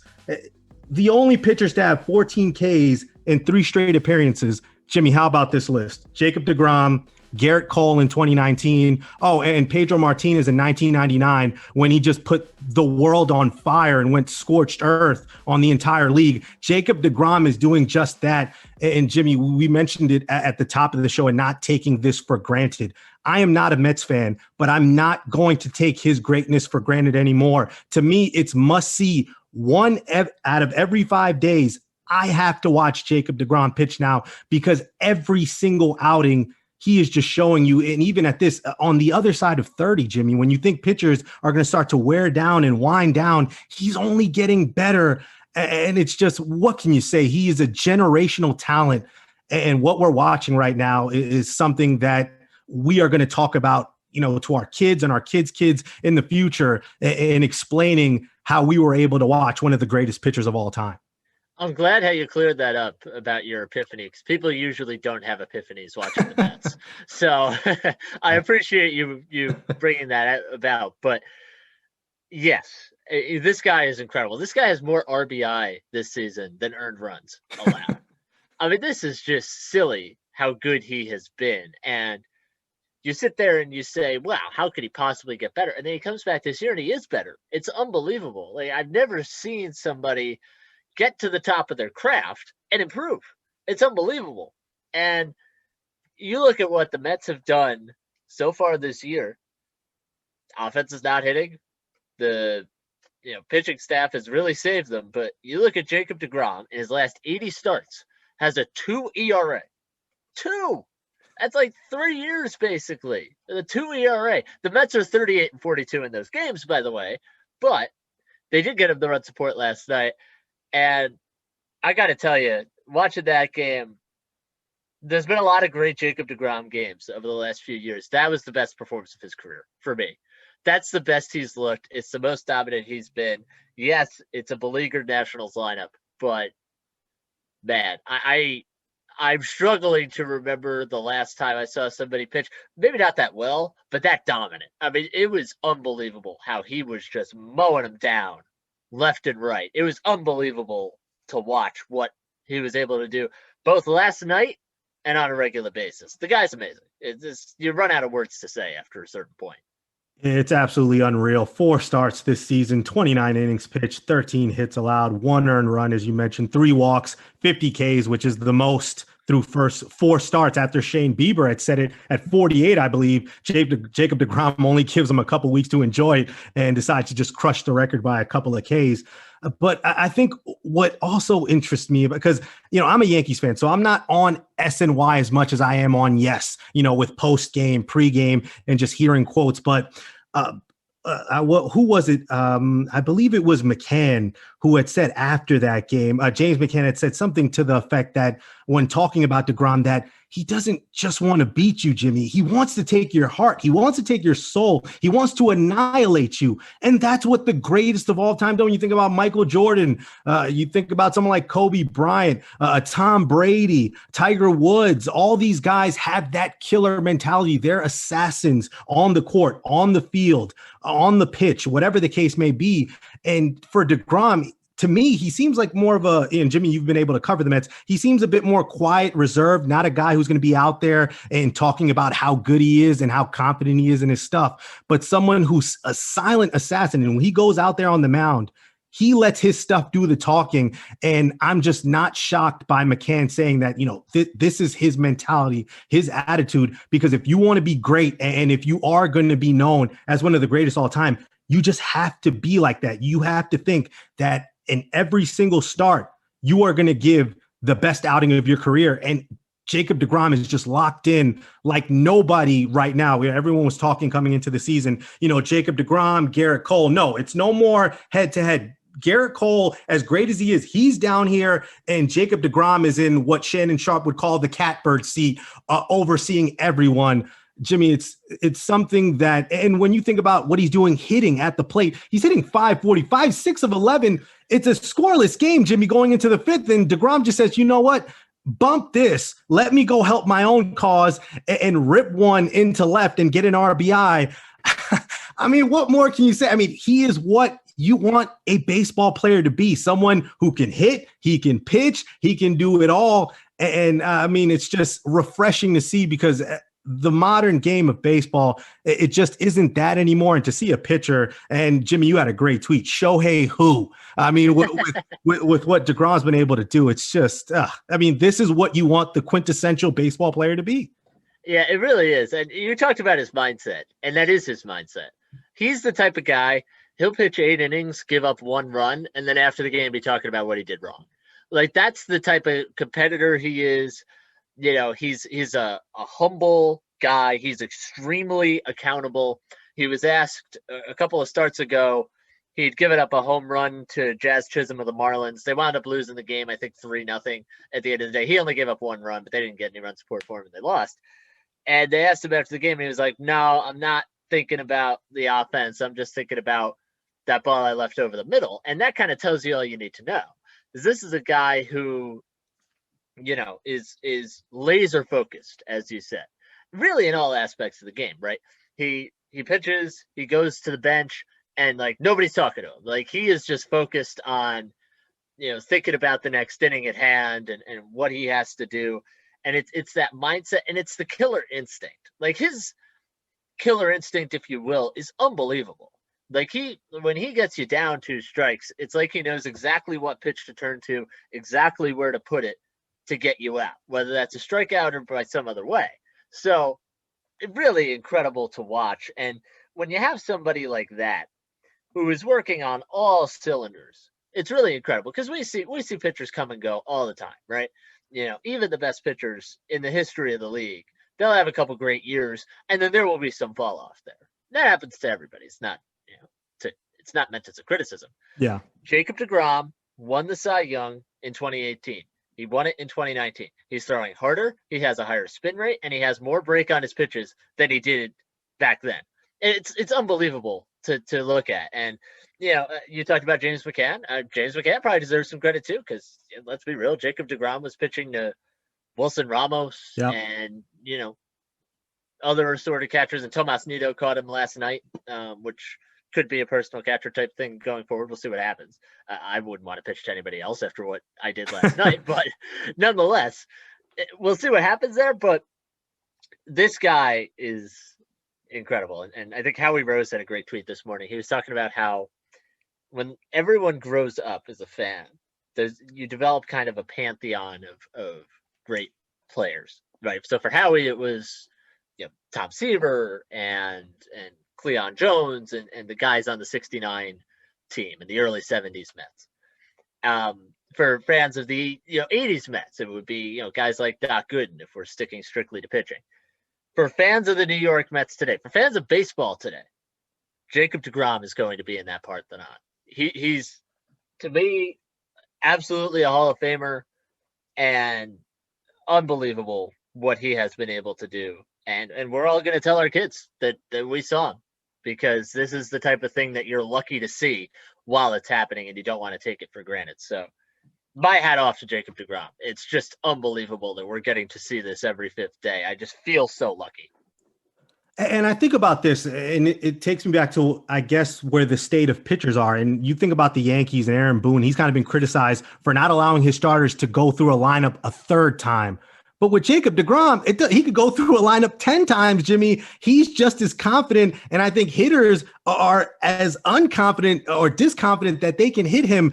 I mean, you just think about it. There's no leash that you need with Jacob deGrom. You can put him out there and say, all right, if you got to throw 110 plus pitches, we'll take it. If you can give us 8 or 9 innings, we'll take it. If you're in trouble and you got a couple runners on, we're good. We're going to keep you out there because we're that confident in your ability. And I would say this, whenever Jacob deGrom is done, whenever he hangs it up, I hope that they can do a procedure where they take his throwing arm, they take it off, give him a Winter Soldier vibranium arm because he deserves it. Take that arm, that pitching arm, put it in a display case in Cooperstown, Jimmy, because that arm it's going to go down as one of the greatest throwing arms in Major League Baseball history. There's just no doubt about it. And crazy, he came in and broke in at age 26, Jimmy. Yes. It's not like this guy came out like a bat out of hell, 21, 22 years old, like a Pedro, and everyone knew, all right, he's going to be good. He just needs a few more years. deGrom worked for this. He came up, and at 26, where a lot of people, a lot of pitchers get written off like, well, his ceiling's only this.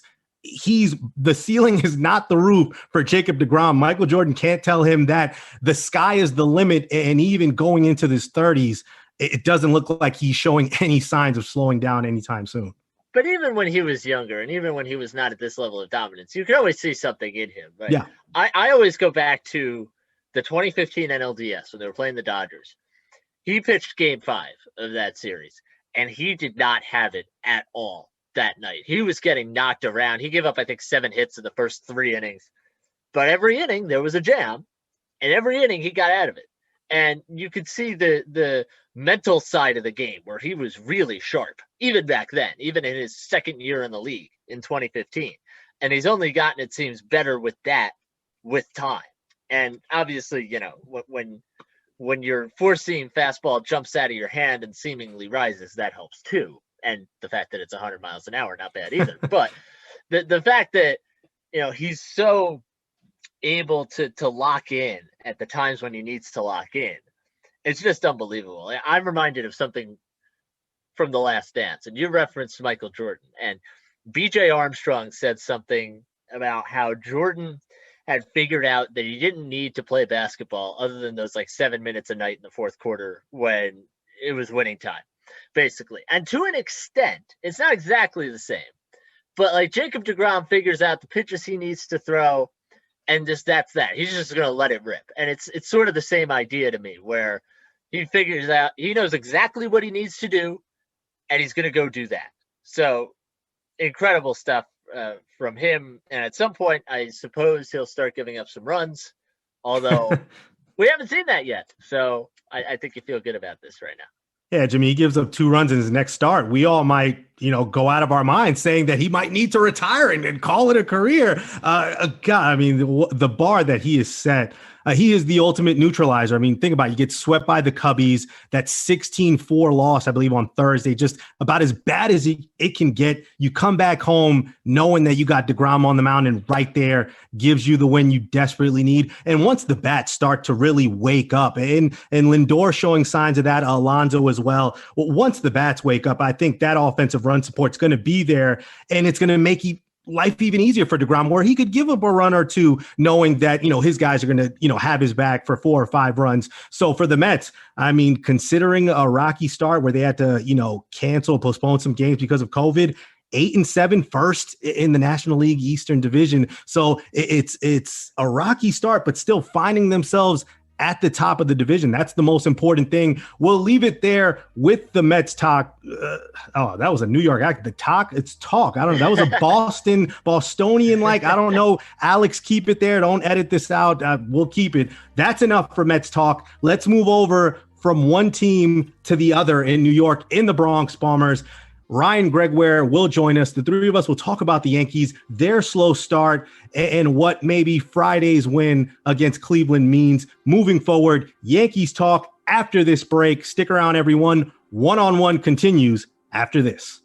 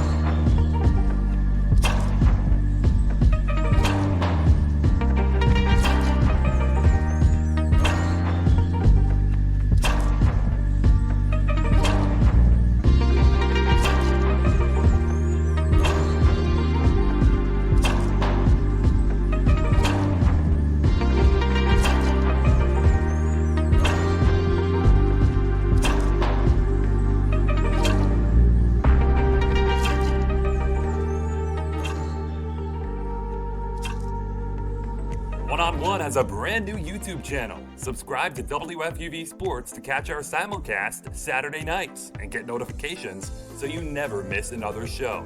Miss the show? You can find on-demand segments, interviews, and highlights every week. WFUV Sports, home to New York's longest-running sports call-in show and the flagship station of Fordham Athletics.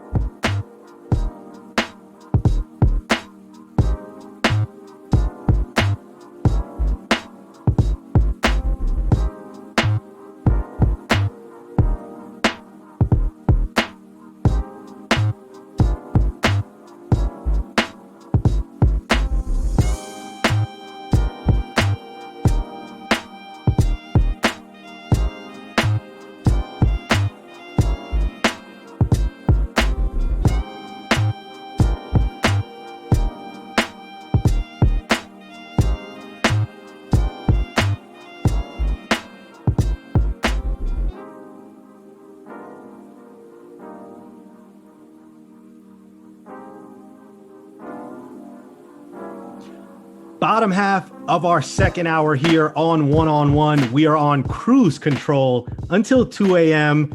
Andrew Posadas, Jimmy Sullivan, Ryan Gregoire now joining us as we transition from one New York baseball team to the other. Let's move from Queens to the Boogie Down Bronx and talk about the New York Yankees. Because, guys, there's just one question on my mind right now, and I was fortunate enough earlier in the week to cover the Yankees for WFUV against the Braves. They ended up losing that game, but I left Yankee Stadium with one question, and that question is still stuck in my mind a couple days later, and that's, will the real Yankees please please stand up. I mean, fellas, they started the season 7-11 through their first 18 games heading into the weekend, but Yankees fans have no fear. They've won 2 straight and 3 of 4 after beating the Indians back on Thursday, and on Friday they overcame 3-0 deficits in both of those games. And finally, for the first time this season, the Yankees hit 3 home runs in the game. Hicks, Odor, Stanton goes yard twice. But my thing is, and I'll go to you first, Ryan, the offense wasn't supposed to be the problem. They were supposed to hit 3 home runs in a game, I would think, within their first 2 to 3 games of this season. The fact that it took nearly 20 games, I think it is cause for concern, but I certainly don't think it's cause for what we saw in that series against Tampa Bay at Yankee Stadium, where fans were throwing baseballs on the field in disgust. This has been a slow start, Ryan, for sure. But considering that we have another 5-6 months left in this season or so to go, I think Yankees fans need to pump the brakes a bit, because what we've seen in the last couple of games against Cleveland seems to be more in line with what we're going to expect from the Yankees moving forward. Yeah, I'm really glad that we're doing this show today and not after Wednesday, because, sometimes I can be overreactionary. The season was over. Season was over. We're the worst team in baseball, everything. But, these 2 games in Cleveland have given me a ton of hope, Andrew. Being down 3-0 in the first inning after both them and clawing the way back. Thursday's win, it was kind of the 2-out, runners in scoring position that have been such a problem this year. Glaber got some big hits. Odor had a huge hit. And then yesterday was finally the long ball, right? Stanton goes deep a few times. But I do agree with you. The lineup was always supposed to carry this team. And I feel like throughout, the last week or so when they've been struggling, the lineup was not my concern. Obviously, they were losing games with the lineup, but I thought they'd figured out. There's just too much talent to really let it go. But the pitching's been the number one question, the starting pitching, and it still is a question. Obviously it's early. We don't want to overreact, but Corey Kluber, that experiment is failing right now. Big time fail, 5.4 ERA through 4 starts. And besides Cole, there's not really an established guy right now. So 8-11, winners of 3 of the last 4. I'm optimistic, Andrew, but I want to see some improvement, because this rotation is not a World Series rotation, and that's my expectation with this team. Obviously, they have to get to 500 first, but I fully expect them to do so. I fully expect them to be competing. They just need to figure out the pieces, and they have to figure it out in the rotation. It's funny we're talking about the rotation, because we were having these conversations all winter, right? They trade for Taillon, they signed Kluber, and everybody's like, is that really enough? And then you're thinking, okay, well, what can you really hope for out of Corey Kluber, right? This is a guy who didn't pitch last year, basically. Pitched 1 inning for the Texas Rangers. Didn't pitch a lot in 2019 either. I think it was 7 starts total he's made in the last 2 years before this. So this is a guy who's very much still figuring out what he has, what he can do. And you bring him in, and the expectation's high. So I was skeptical of it then, and I'm skeptical of it now. The bullpen for the Yankees has been fantastic. Like, there's a lot to take solace in with this bullpen, the way they've pitched so far this year. They have been lights out, tremendous. I think offensively, I look at some of the underlying metrics, right? How hard they're hitting the ball, exit velocity, stuff like that. It's actually not bad for the Yankees. Like, I really think this offense is going to come around. Giancarlo Stanton had 2 home runs on Friday night, so that's very good to see. I think as long as everyone's healthy, this team's going to hit. And keep in mind, too, they don't have Luke Voit right now either, which is messing with not only their lineup, but also defensively, because they are a mess defensively, because DJ LeMahieu is not playing his natural position. You've got Odor and Torres up the middle, which, shaky. Yeah. So you've got some things that are problematic that will correct themselves, at least we think. So as long as you get Voit back, I really think this Yankees offense is going to be fine. The bullpen is obviously terrific. But I think once it comes to starting pitching, you got to go out and make a move at the deadline. I'm never one to wake up in the morning and say, I have to make a trade today. But with the position the Yankees are going to find themselves in July, I think that's what's going to be the case. You've got to go out. You've got to get somebody. They haven't done that the last couple of years. They've had chances to upgrade at the deadline. They had a chance to go get Greinke in 2019. They didn't do it. So at some point, you got to strap back and say, okay, this is our window now. We've got a great team.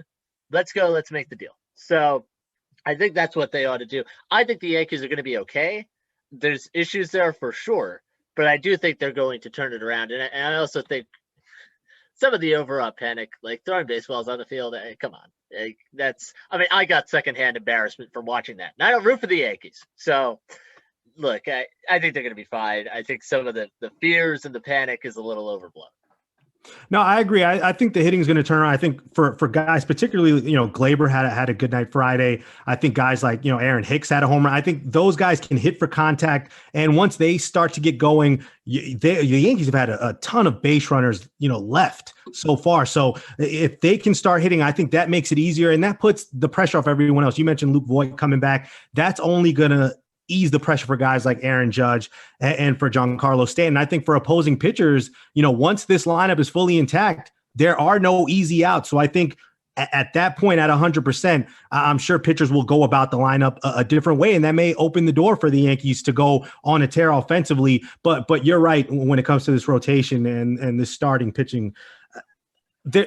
Only Garrett Cole can give you 5 innings or more. Corey Kluber hasn't gotten out of the 5th inning or in his first 4 starts. And Tyone Montgomery gave you, 4 2/3 on Friday.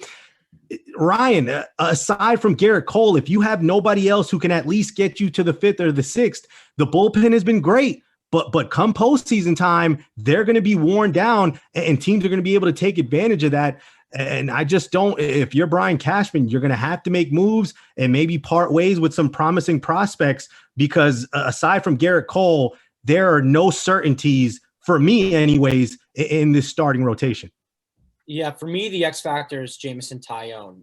Montgomery, I think we kind of know what he is, right? He doesn't have the best stuff. He's going to fight. He's going to grind. Definitely didn't have his stuff yesterday, fought through it. Had a great start at the beginning of the year. I think he's a solid 3-4, hopefully a 4. And Tyone is such a question mark because he had the injuries. And he's had years with the Pirates where he's been awesome. He has the stuff, but we need to see it. He goes 5 innings, I think 1 run the other night, which was his best start of the year by far. First one, he didn't really get shelled. And I think we have to see more of that. I think it's going to be really telling. They basically did a 2-for-1 this offseason, right? They let Tanaka leave for the $15 million price or whatever, and they go out and they get in Kluber and Tyone for that 2-for-1. It's not worked out at all. They did it in the bullpen. It did work out. You trade out Avino, you bring in Justin Wilson and Darren O'Day, who've both been spectacular. I don't really think we give Cashman enough credit for just finding guys. Obviously, they were both proven. Justin Wilson, former Yankee, had some nice years with the Mets, but the way they're able to just keep the bullpen going, and it's been elite really for the last 5 years on this run, is really remarkable. But as you said, it's going to come down to the rotation. We've seen in the past where they faltered in the playoffs is, some guy gets chased out for 2 1/3, and it's just so hard to piece those outs together. So it is weird to wake up in April and already think about the deadline. But I do think if you're the Yankees, you have to. They have to add to this rotation. Tyone needs to get better. I know Severino's supposed to come back, but I really don't like the motto of he's your trade acquisition. You don't know what he's going to be. He's coming off Tommy John. He might not even start for this team. He might be a reliever, working his way back, stretching out. So I am concerned about the rotation for sure. I did have optimism earlier in the season. I know a lot of people were critical of the rotation, and I was one. I thought Kluber was a nice signing. I thought his relationship with Eric Cressy and the training staff and Matt Blake, I thought it was going to work out. It hasn't so far. It is still a little early. I'm not all the way out on Kluber, but that definitely is a concern. I think at the end of the day, Cashman's going to have to do the big move. We just talked about he's been reluctant to deal the prospects, but the window can only be open for so long. And you're wasting these guys in the prime of their careers on their rookie contracts before you really have to pay them, because once you're doing that, it's going to be a whole nother ball game. So I do think they need to be aggressive for the first time really at the deadline. Obviously, they did it with Cole in the offseason 2 years ago, but go out, get a guy, Cashman. The offense will pick it up. This team will be fine, but fine isn't good enough. This is, I know, I hate to say it, this is the New York Yankees. You have to be more than fine, especially with this roster.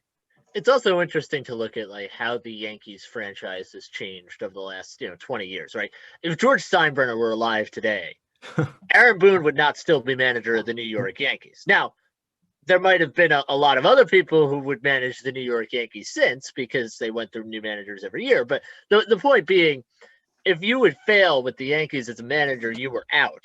That's why Billy Martin came back 4 different times to manage this team, because it's just they kept going through people because they would start out slowly and it was up, you're done. And I'm not saying it's right or wrong, but we're sitting here looking at the Yankees now, and Aaron Boone's in year 4. it's a huge year for him because he's got to show that he can get this team to the World Series, which he has not done. And 2 out of the 3 years he's been bounced in the ALDS, which is not what you want to do. And, you look at the front office and there is this narrative that the Yankees aren't doing enough, which I think in some ways is true. They are spending money. They have the second highest payroll in MLB. So it's not like they're cheapskating or anything like that. But it's been a matter of where you put the investment. And to me, some of that has been a little questionable. And look, they do deserve a lot of credit for, as you said, Ryan, finding guys, right? Like they've made a bunch of good sort of lower level trades and signings that have kind of built this team along the way. But at some point, it comes down to what you were just saying, which is that you have the window, right? Judge, Torres are both on rookie contracts. You got DJ LeMahieu for what I thought was a bargain in 6 years and $90 million. At some point, you got to say, all right, we need to maximize this window. And if we have to get rid of a couple prospects to do it, so be it. And that's the willingness the Yankees have not shown. And we'll see if they do it here. Look, I think this team's going to be good. I think they're going to win games. And I still think that even though they've had a tough start. But this is the year you've got to put something up. You've got to, I don't want to say you have to go to the World Series this year just with the injuries and whatnot. But you pretty much do have to go to the World Series, especially if everybody's healthy. So this is a big year for the Yankees, and I just hope that their front office and their organization treats it as such. Yeah, Jimmy, it's a salient point that you bring up, especially about Aaron Boone.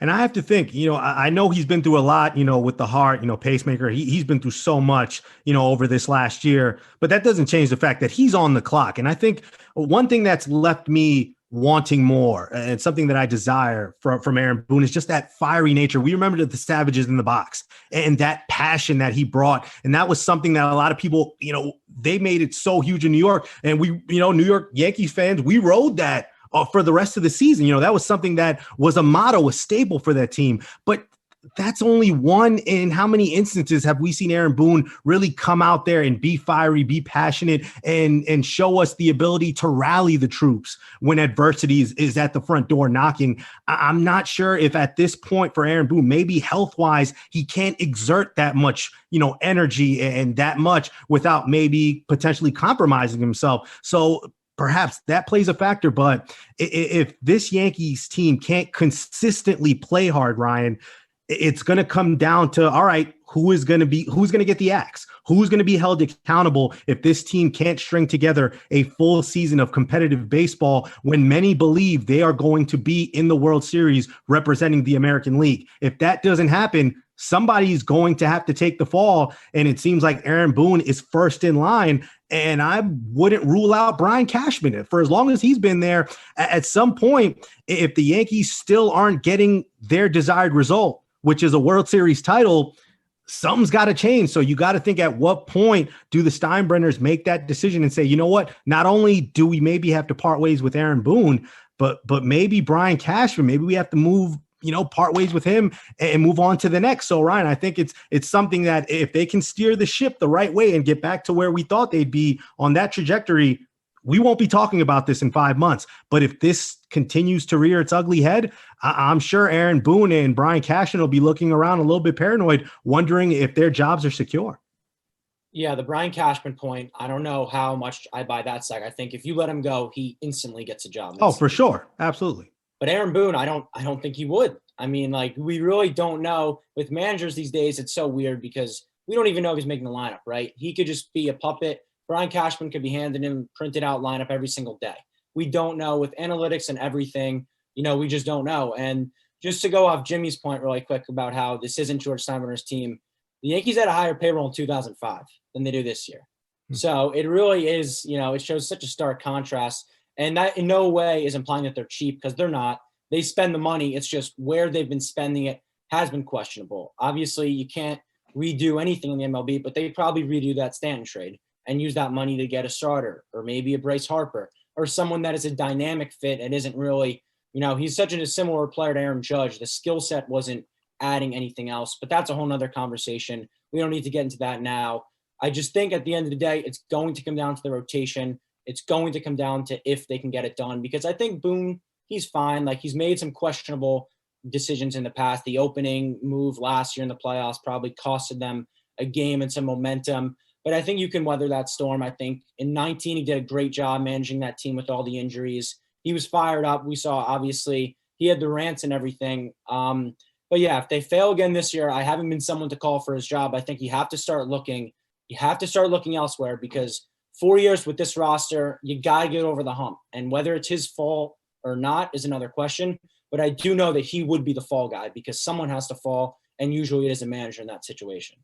Yeah, and I also think you have to consider, like, if you fire Aaron Boone, who are you going to go out and get? I think that is a very legitimate discussion. That was the discussion when they fired Girardi 4 years ago, which I didn't agree with at the time, and I probably still don't agree with now. But, you're going to fire the guy, okay, but do you have someone better in mind? I'm not sure who that would be. I don't know if you pull somebody off. Do you throw a boatload of money at somebody to come to New York? I don't know. That's a tough discussion that the Yankees would need to answer before they fire Aaron Boone, which is why I'm inclined to think it might not happen. But again, look, we'll see what happens. I mean, we're far down the road here. This team could still win 100 games. That's very possible. This could all be moot at the end of the season. But, right now, not looking great. But again, you've got time to figure it out, and you've got time to make moves at the deadline. But you got to do that, because I think it's clear. The bottom line is, at the end of the day, everybody's trying to win the championship.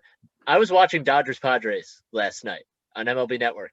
There's a gap between the Yankees and those two teams, and I think it's pretty evident. So I think the Yankees need to somehow figure out a way to square up and close that gap to see if they can contend for a World Series. Because right now, the way I look at it, even in best-case scenario, this Yankees team right now is just not there at this point. Yeah, and I'll end the segment just saying this, considering where the Yankees were 4 years ago, 2017, one game away from the World Series. I can't blame Yankees fans for being disappointed and being a bit agitated that 4 years later, the Yankees have nothing to show for it, when we all thought that this was the start of potentially multiple World Series titles in the Bronx. We will leave it there, Ryan. Appreciate the time. You'll be back in our final hour for more headlines, and of course for our final segment when we go into the war room for the NFL draft. But first, let's continue the baseball talk. Our next guest, Adriano Torres, he will join Jimmy and I to talk Yankees, Mets, and we'll ask him about the Jets and see if he has some time to tell us if he's sold on Zach Wilson or not. Adriano Torres coming up with Jimmy and I. This is One on One. We'll be back in just a bit.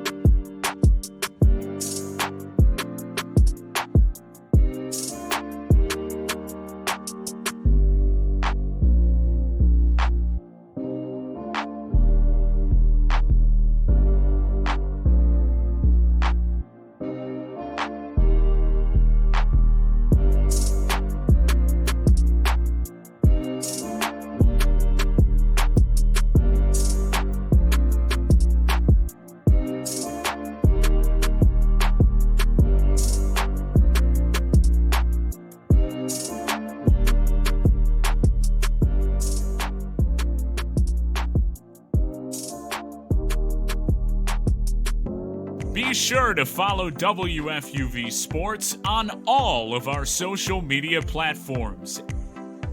At WFUV Sports on Twitter, at WFUV_sports on Instagram, and WFUV Sports on Facebook and YouTube. WFUV Sports, home to New York's longest-running sports call-in show and the flagship station of Fordham Athletics.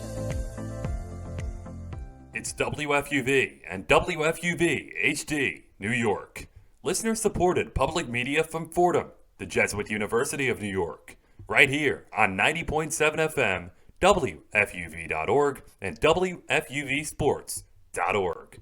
This is One on One, New York's longest-running sports call-in show on 90.7 FM, WFUV.org, and WFUVSports.org.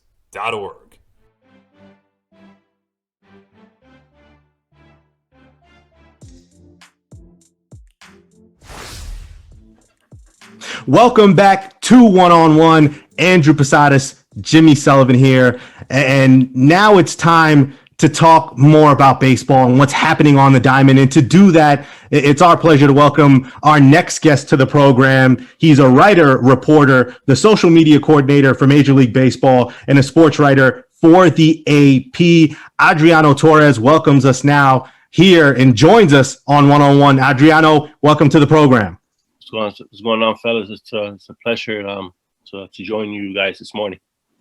Yeah, and Adriano, let's get right into it because I want to talk about the New York Mets first and Jacob deGrom and what he's been doing. I mean, he has career high 15 strikeouts against the Nationals. His career ERA is now at 2.55. That's lower than Tom Seaver. That's the best in franchise history. When you think about what deGrom's doing right now, is the hottest ticket in New York watching a Jacob deGrom start right now? That to me, besides the Knicks and the Nets, I mean, he has to be. This guy has been awesome, carrying the team behind his, on his back like he did last night and his first other starts of the season. I mean, what he did last night was just incredible. Was mowing down that Nationals lineup, although they were missing Juan Soto.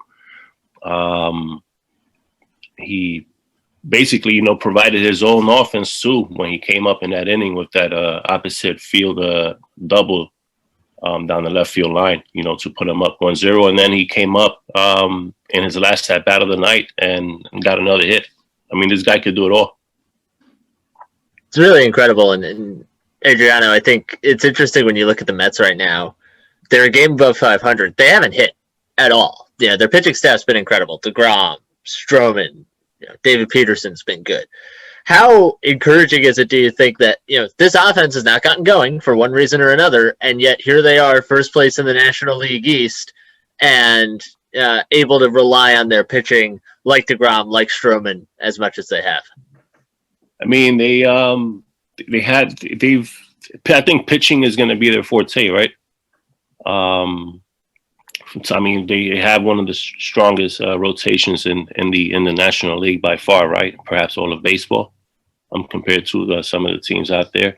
And just imagine when they bring in Carlos Carrasco and Noah Syndergaard, in a month or two. I mean, what team is going to be able to perhaps put out consistent pitching, starting pitching night after night after night. But like you said, the offense has been shaky. But that's perhaps probably due to the slow start, that they've had, obviously. And also you got to figure that their first 3 games of the season were completely wiped out because of the COVID situation down in DC with the Nats. Yeah, and Adriano, it's interesting because we talk about struggles, but yet we mentioned the Mets, they're 8-7. They're in first place. And I think last season, when we talk about the Mets struggles, they'd go through stretches, where the bullpen would fail them, to get those last 6-9 outs. And the Mets just couldn't overcome that. But this season, it feels like, even with struggles, they're still in first place. Once the bats start to wake up and everyone starts to hit like we know they can from top to bottom, I mean, just how scary is this Mets team when they're firing on all cylinders? Pretty scary, I would say. I mean, we saw J.D. Davis came back this week, right? And he's put up some pretty good at bats for them. I mean, Nimmo at the top of the lineup, that guy's been unstoppable. Leads his lead stats like a 570 something batting average. We saw what he could do last night. Table setting it for the team. I mean. You just have to wait for the team, to get going. Obviously, those guys are going to hit. They've always hit. And it's just a matter of time before that offense gets clicking. Let's move to the other side of town now. Let's move over and talk about the New York Yankees. They haven't quite gotten clicking yet. They have won their first 2 games as we record this interview against Cleveland. How concerned are you about this Yankees start? What you've seen from them so far, how concerned do you think Yankee fans should be at this point in the season?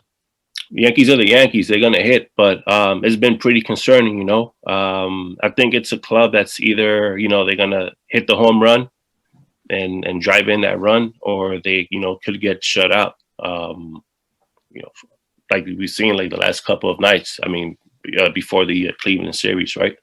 But I mean, they've struggled. They've had some guys that have been like in and out of the lineup, right? And it's just, I guess, like a matter of time before like those guys, like you said, they'll get clicking. They'll start hitting.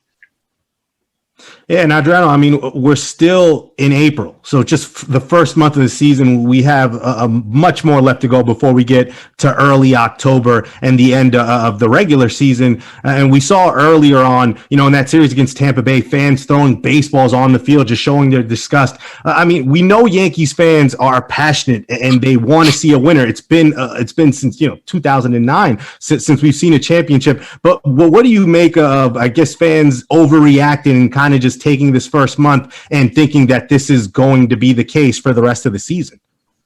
I mean, we've seen their struggles in the past couple of years, right? In the postseason where they've like failed to come up in the clutch, and like these are just fans that are perhaps starving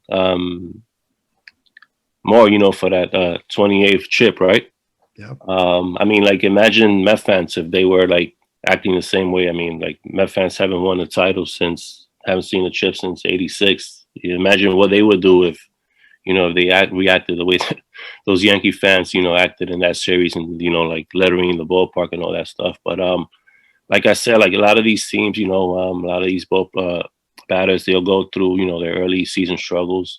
I mean, these guys are creatures of nature. Then again, you have to, you know, take into consideration that he haven't been able to perhaps put in like the off season work that they perhaps would have put in the seasons past due to everything that's going on, you know, with the pandemic and everything. I mean, just taking into consideration last season, those guys didn't know when they were going to start. You know, we had guys like Pete Alonso, you know, who had like a down year. Bell from the Nats over in Pittsburgh, you know, he had a down year. A lot of these guys had down years, you know, so you just have to just wait for these guys to get going, you know, warm up. And, you know, Yankee fans, they shouldn't worry, like these guys are going to produce. Staying with the Yankees here, I think the one piece of solace for them so far this year, the bullpen has been outstanding. Like they've gotten contributions from everywhere. They've really been terrific. How big do you think that's going to be for the Yankees as they move forward here, as they try to come back from what has been overall a bad start to the season? I would say since like under Boone, you know, they've shown that, I guess, that piece of the puzzle, right, where like you have your guys are going to go like deep into the game, but they could also shorten the game, you know. And they've, you know, the Yankees have made sure, like in the past couple of years, to, you know, lock down like that 7th, 8th, and 9th inning. You know, that's one thing that you gotta, you know, like give it to the Yanks. They have been able to, you know, to get those like pieces, you know, that could bridge, you know, from the 7th inning, 8th inning, and, you know, hand the ball over to Chapman, unless, you know, it's like Cole out there, you know, who could perhaps, you know, go 8, 9 on any given night. And Adriano, I mean, there was some criticism not too long ago of players like Gary Sanchez and Gleyber Torres that they weren't running hard enough to first base and not playing with as much effort. And a lot of people were bringing that back to Aaron Boone and his role as a manager and making sure that he keeps his guys disciplined and fired up and playing hard every single game. How much importance do you take from this slow start to Aaron Boone, and how long do you think until maybe there are stronger rumblings that, you know, maybe Aaron Boone isn't the guy right for this job here in New York? Nah, I think that's just people overreacting, you know. Like we said before, these guys, they'll go through their slumps, you know. You know, they like a guy like Gleyber, like Torres, you know, he's been like a little bit shaky, like here and there.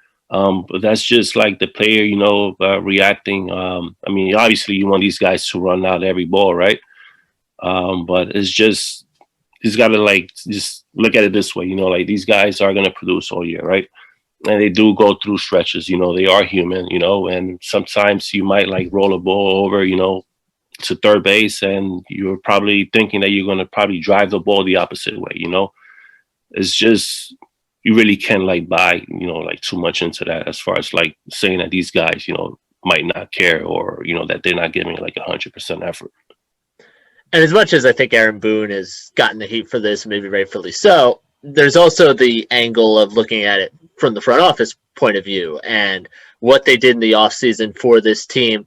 As you look at this Yankees roster, do you think they did enough to improve this team to meaningfully contend, not just for an American League pennant, but for a World Series? Because they're going to see whether it's the Dodgers or the Padres or somebody else who's really, really good in the World Series if they get there. Do you think the Yankees did enough in the offseason to improve this roster to really make the expectation to be pennant or bust, basically? I mean, like if perhaps like on the starting side of the rotation, perhaps they could have brought in like another arm or two, just to perhaps cover, like your end. We saw what happened with Domingo Germán, who, started out slow, and he had to like, fill in his spot. But like, if you look at the lineup, from 1 through 9, like who else are you going to bring in? Like who else are you going to bring in to take Gary Sanchez's spot, who's like one of the premier hitting catchers, in the league? Who are you going to come in to take Judge's spot? Hicks, Stanton. Like who are you going to bring? Like, is there anybody else? I mean, who are you going to bring in? Trout, but who are you going to like? That guy's not going to come over here. Like, let's just like be serious. Are you gonna who are you going to bring in? Like, there's not that many guys that you could bring. You could perhaps bring in somebody that's going to be at the end of the bench, like they did with Odor. But those are maybe perhaps like the only like little changes that you can make, where you could perhaps bring in somebody that's going to be like your like in basketball is going to be perhaps like your 8th or like 9th guy off the bench. Like who are they going to bring in? Yeah, it's going to be interesting to see what the Yankees and the Mets, how they go moving forward, but it looks like they're on the up and up. Adriano, before we let you go, I do want to switch over and talk about the NFL draft real quick. Just a few days away, the Jets have the number 2 pick. It looks all but a formality that Zach Wilson will be selected by the New York Jets. Are you sold on Zach Wilson, and what do you think about that for the New York Jets? Listen, man, the Jets are the Jets, It doesn't matter like who they bring in. Sometimes like they always seem to like mess it up. And hopefully like with this kid Wilson, he might be the guy, but we've seen like, season after season after season where they'll get like all of these quarterbacks. This guy's supposed to be the man. He's supposed to be like leading the Jets, to that first chip. And it's the Jets. All right, we'll leave it at that then. Adriano Torres, social media coordinator for Major League Baseball, sports writer for the Associated Press. Adriano, thanks for the time and appreciate you stopping by here on One on One. Thank you.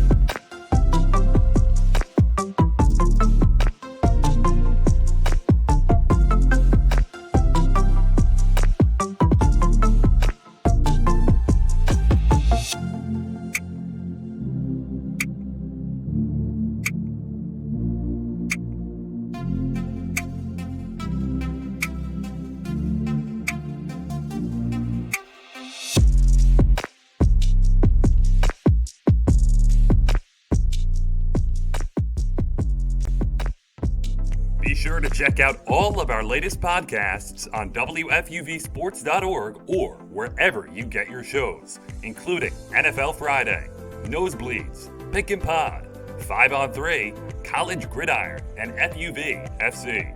Also, our newest edition, Off the Air, diving into the station's legacy with its most prominent alumni. WFUV Sports, home to New York's longest-running sports call-in show and the flagship station of Fordham Athletics.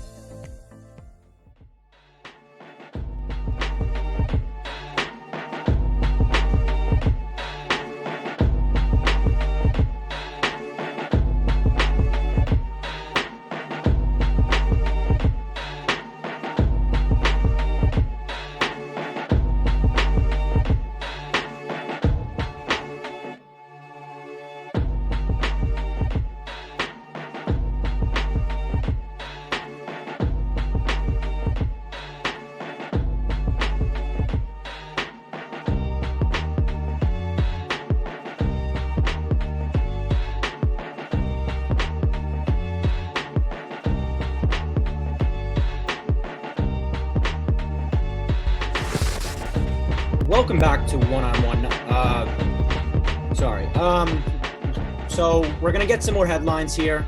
We're going to start with the Super League and kind of the last week in soccer. It's been a crazy week starting Sunday where the formation of the Super League comes out. You know, there's been talks of this for decades. People worried this would happen, and it finally does happen. It comes to fruition with 12 clubs. Clearly a money grab. Everyone was outraged, from fans to even, really everyone involved. And so lately what we had happen was FIFA came out and they basically said, if you play in it, you're not going to play in the World Cup. So it's kind of died the last few days. You had the 6 Premier League teams leave it. It looks like it's all but finished. Andrew, I want to start with you. What have been kind of your thoughts on the last week and everything that's gone on here? Yeah, fellas, make no mistake. This is what the Super League is essentially. Is a way of killing European soccer and some of these prestigious leagues, the Premier League, La Liga, Serie A. I mean, it's the Bundesliga. That's what it's built for teams that, because of the pandemic and because apparently they think maybe, the money's not going to come back when everything's back to normal. We won't be selling out and merchandise. It's not going to go back to normal. We're just going to go ahead and make a Super League and try to destroy international soccer as we know it. I mean, think about what you said there, Ryan. Those teams were in danger of not only being banned from their league competition, but those players banned from international competitions like the World Cup. That's the domino effect this would have had. And you just can't be surprised why teams, after, needing a few more minutes, I guess, to look at their moral compass, finally coming to that understanding that this is not good for the game of soccer. We do not need this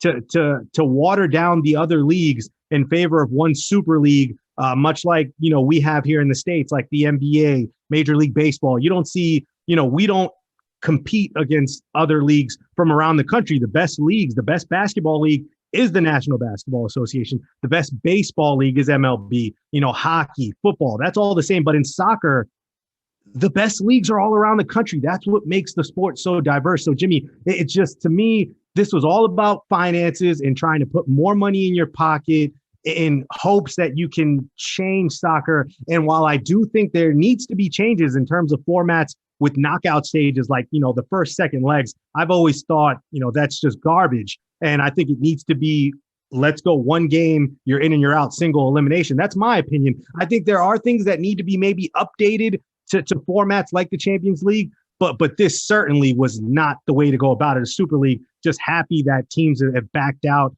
and understanding that this is just awful for the game. It was a joke. And what surprised me about it was all these teams go into the league. You had the 12 teams, the 6, powers in the Premier League, and Tottenham as well. And you have these teams that, like, how did they think this was going to go over with the fans? That's what I really don't get. I mean, look, some of these owners are Americans and they just cannot read the room. And I get that. And, you're not going to be able to read a fan base from, across the pond if you're sitting on a yacht somewhere. And I understand that to an extent. But this really is antithetical to like the entire point of soccer, especially in Europe. Because to me, the charm of something like the Premier League is that every once in a while you'll have a team just pop out of nowhere, right? Leicester City wins the league 5 years ago, and partially because of the windfall they got from winning that and going to Champions League, they've been able to sustain some measure of success in the Premier League when they were a handful of points away from being relegated the year before. I am an Arsenal fan. We were having honest to God relegation discussions about Arsenal until about Christmas of last year. Yep. And then they beat Chelsea on Boxing Day, and now they're just going to settle for a really bad and embarrassing year, but not being relegated. But the charm of it is that there's no reason to lose. There's no reason to tank. It's not like what you have kind of in American sports where, there's NBA teams who tank. There's football teams who tank. You could argue there's baseball teams who tank. That's not the case here. So to me, it was a joke. I will say I was heartened by the fan response because, Andrew, I know you're a Chelsea fan. You saw the reaction outside Stamford Bridge when they announced that Chelsea was pulling out. It was nuts.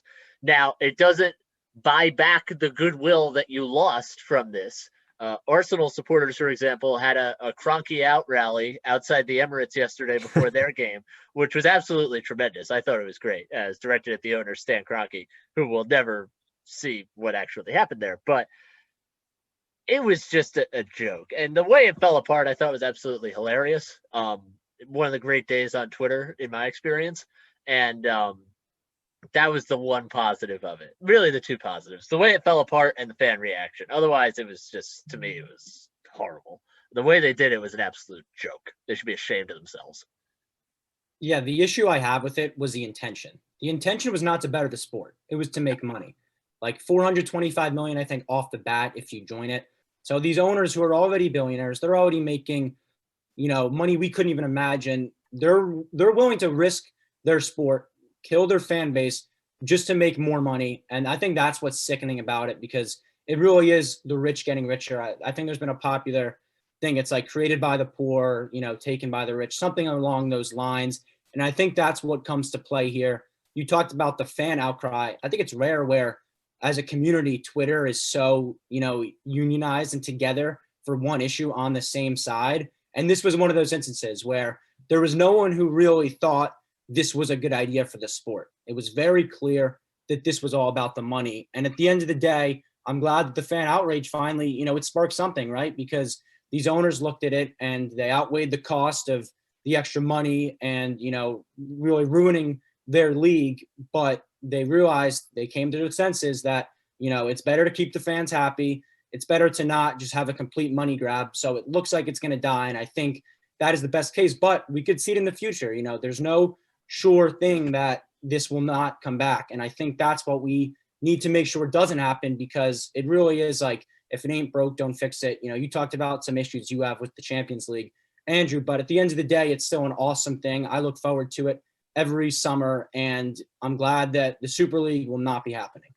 No, and I'd also say for Champions League, it's much too long. When you think about these clubs and these players, they have so many different obligations. You have to play in the Premier League. You also play internationally, for your national squad, and then you have to play Champions League. And these legs are drawn out. I mean, traditionally, Jimmy, it's like a month or two in between. I just think scheduling, I understand those parts. And I will say this: I do love Chelsea, but me and my dad both share a common love for Real Madrid. And I will say this, Florentino Perez, he should be disgraced. I mean, he should really be embarrassed. And early Saturday morning, he had came out and I'd read that he said that, quote, the Super League, we must have done something wrong. You think, Florentino, what you did wrong was come up with this idea in the first place. And I think he went on to say that they'll take some weeks to reflect on their next steps. There are no next steps, Florentino. This is over. And he was talking about how if they don't do something, a lot of clubs will go bust. No, they won't. Once everything goes back to normal and there are fans in the stands and people have money to purchase merchandise and all of that great stuff that you owners and front office people want us to buy so you can get that extra money in your greedy pockets, you'll be just fine in the next 2 to 3 years, I imagine. So for Florentino Perez, for a team that I love, and Los Blancos, I mean, Florentino, for you get what Charlemagne the God would call a donkey of the day. That's you, my friend, because what you've done in trying to continue pushing this as really the lone team. I mean, Real Madrid fans that I know, they're embarrassed. And for someone like Florentino Perez, you're going to be just fine. The clubs you're talking about, Jimmy, the clubs that he's talking about, he doesn't care about them. Bilbao, all those other teams. You think Florentino Perez really cares about them? His bottom line is Real Madrid's bottom line. And I just, I'm shocked. I'm disheartened. And I'm just happy that the fans and everyone reacted accordingly, and teams have decided, hey, this isn't the way to go. We can fix things internally in terms of competition, but certainly happy that the Super League looks like it's going to be gone before it even started.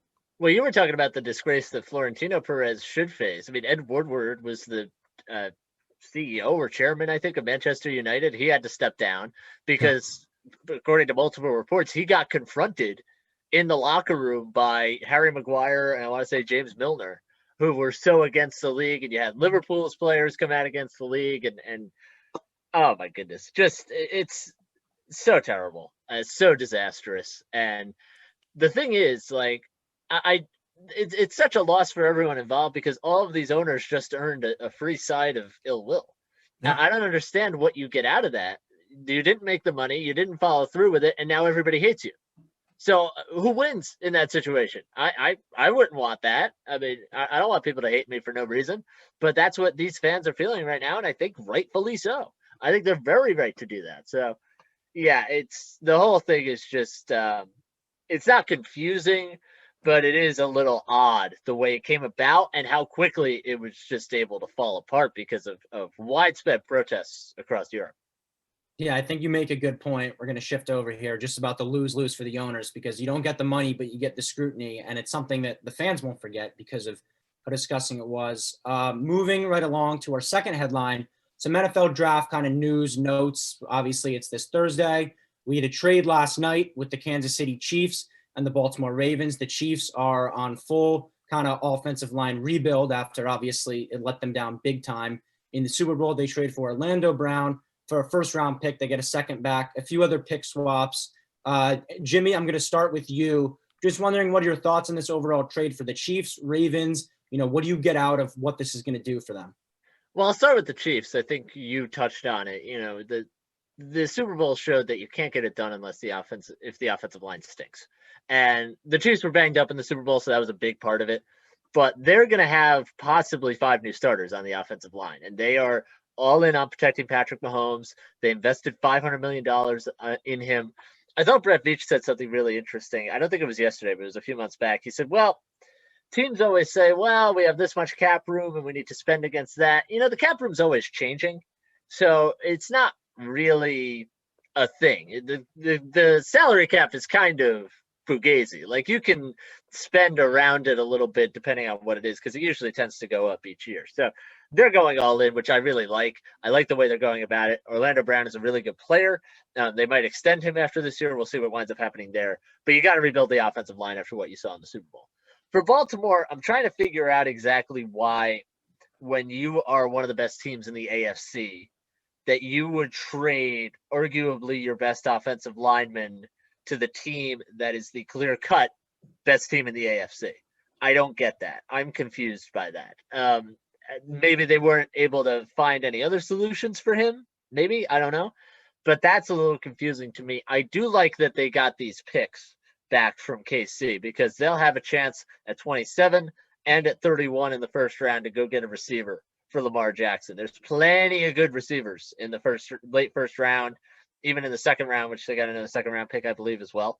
So they'll have their opportunity to upgrade the roster. I'm just a little surprised that they would trade one of their best players to the team that they're trying to chase down, basically, in the AFC. That struck me as a little odd.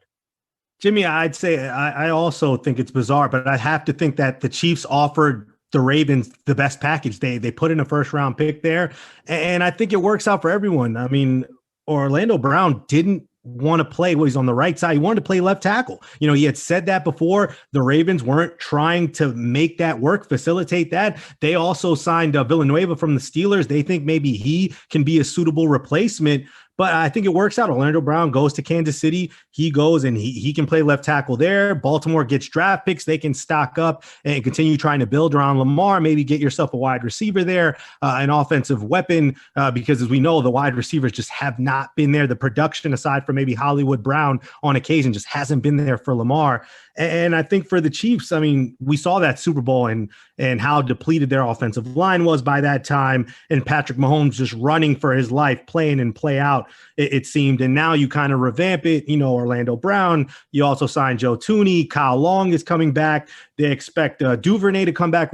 As we know, he was an essential worker who decided to sit out in order to help those, affected by COVID. So this is a revamped offensive line. And Ryan, it's something that they need. If you want to win another Super Bowl, get to another title game, you have to protect Patrick Mahomes. And it starts with rebuilding this offensive line. And that's exactly what they've done. Yeah, I know this isn't the headline, but I would give them kind of a win of the offseason because they had a clear agenda. You had to rebuild the offensive line. Number one thing by far, Mahomes was running for his life, and they do just that. You talked about, obviously, Joe Thuney, huge deal. Getting Kyle Long out of retirement as well. Lucas Niang from TCU will probably take another step there. And from the Ravens, I know why they did it. I just don't understand it. Obviously, he has his contract's up at the end of the year, and they didn't want to pay him. So you're able to ship him off. You're able to get a first. But to trade him to the team that you're probably chasing is kind of interesting. I don't really get that. You're not really on the Chiefs level, and that's one of their weaknesses, and that's a team you help. I get it had to be the best package if you're going to do that deal. But I still just question at the end of the day, if the Chiefs are able to protect Mahomes this year, obviously we know he's capable of, if it'll be worth it for the Ravens. Obviously, receivers a huge issue. They're in a great spot to do that. End of the first, there's a ton of guys kind of in that range, and they'll really get a chance to pick their guy. Moving right along, just a few other notes about, kind of as we get the draft, we hear more buzz about teams maybe who were locked in on quarterbacks already trying to trade down. We saw the Panthers are open to it. I think the Falcons, they've taken calls, obviously, with the fourth pick. We don't know what they're going to do. Jimmy, I'm going to start with you. What are kind of your thoughts on trading down this late from the Panthers' perspective? Obviously, they just traded for Sam Darnold. Do you think that it would be advised to kind of collect back, go back in the draft, sit, and get some more assets? Depends what kind of package you get. I think if you get a bunch of draft picks from the Patriots, from even a team like Washington that needs a quarterback, then I think, yeah, you go ahead and do it. And there's a lot to be said about the benefit you can get from trading back. The problem is at 8, there aren't a ton of trade up candidates by this point, right? Like the Dolphins were down at 12. They traded back up to 6. So there's at least a fighting chance they take a quarterback. That you've got the Broncos at 7, who we'll see what they wind up doing, but they're ahead of you. So that's not going to happen. So from the Panthers' perspective, that's sort of their point of view to say, okay, well, if you get the right package, do it. If not, they'll stay with the pick. They'll figure out what exactly they want to do. They have a number of needs to fill. So if they keep the pick, it's also not the end of the world. From the Falcons' point of view, really, it's like 2 options. You could either draft a quarterback, and he's probably not going to play right away because Matt Ryan's still there. Or you can, well, it's actually 3 options. I should say that. You can draft a quarterback. You can, if he's available, take Kyle Pitts from Florida. Or you could trade that pick down. I don't know what they're going to wind up doing. I think the 4th pick is definitely more attractive than the 8th if you want a quarterback. So that's a really interesting dilemma for the Falcons. And we're going to do our war room in a few minutes. I actually have the Falcons pick, so I don't want to give away what I'm thinking there. But it'll be one of those 3 things that they wind up doing.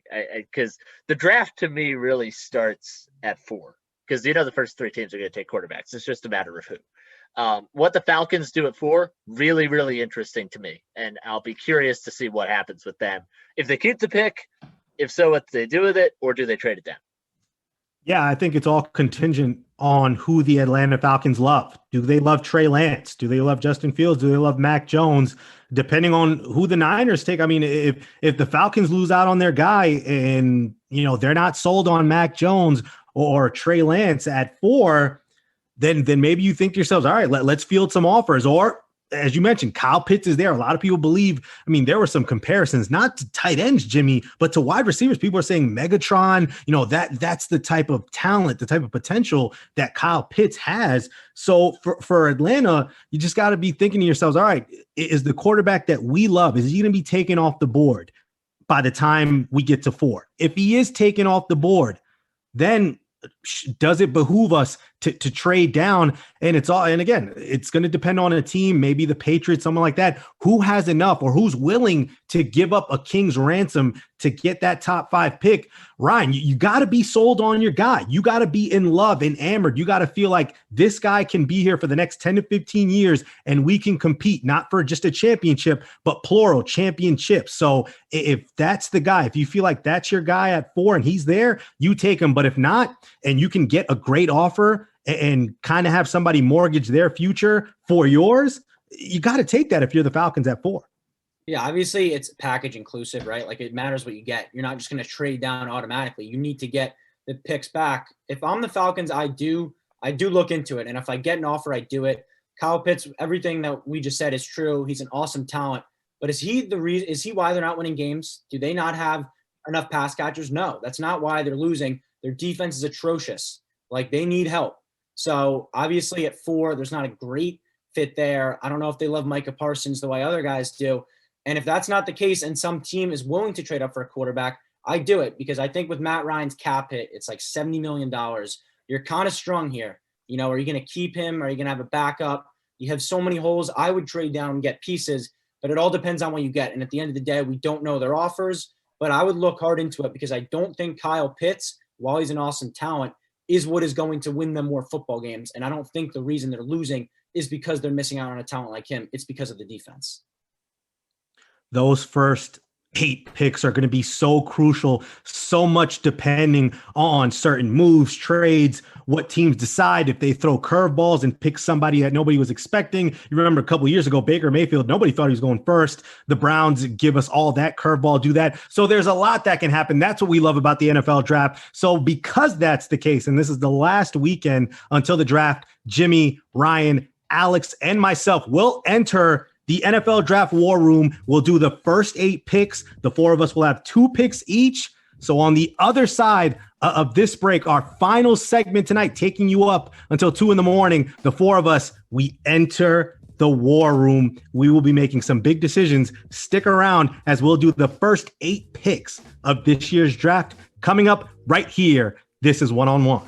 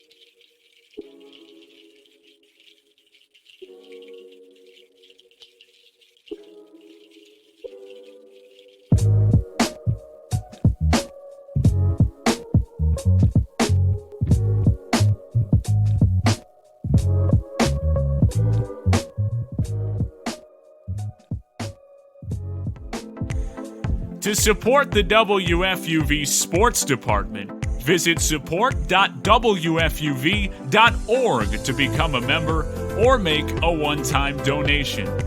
WFUV Sports, home to New York's longest-running sports call-in show and the flagship station of Fordham Athletics.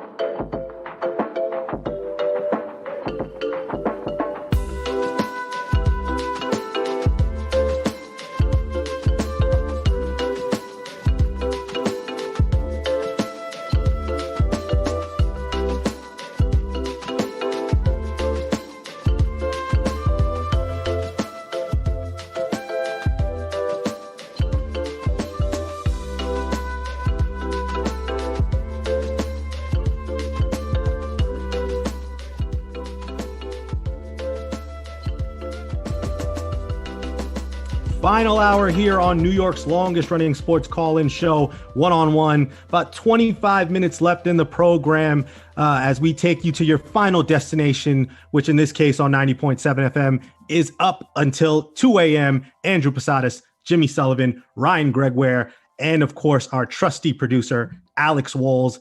And guys, we just spoke about the NFL draft. So again, as I mentioned at the top of the show, had a brilliant idea walking the dog. I decided why not have a war room, put the hat on, step into the war room, sit in the hot seat, and make these crucial decisions that we'll see on the 29th, this Thursday, the NFL draft, where some teams are made into championship contenders and some teams are on the road to being pretenders. We will find all of that out. And now we will start. And Jimmy, you were here a couple of weeks ago when I sang the March Madness song, and I sang it because obviously I don't want CBS to sue us for everything we were worth. But now I have that NFL Films, you know, that classic one. Dun, dun, dun, dun, dun, dun, dun, dun, dun, dun, dun, dun, dun, dun, dun. Now that's in my head. And of course I'm singing it because I don't want NFL Films to sue us for everything we're worth. But that's the kind of just the grit, the atmosphere that's in that war room. So let's get started, shall we? And just so everyone knows, for order's sake, I will go first. Alex, our producer, will go second. Ryan will go third. Jimmy will go fourth. I will go fifth. Alex sixth. Ryan seventh. And Jimmy will have the eighth pick. So I am on the clock with the first overall pick in the 2021 NFL Draft. I am the Jacksonville Jaguars.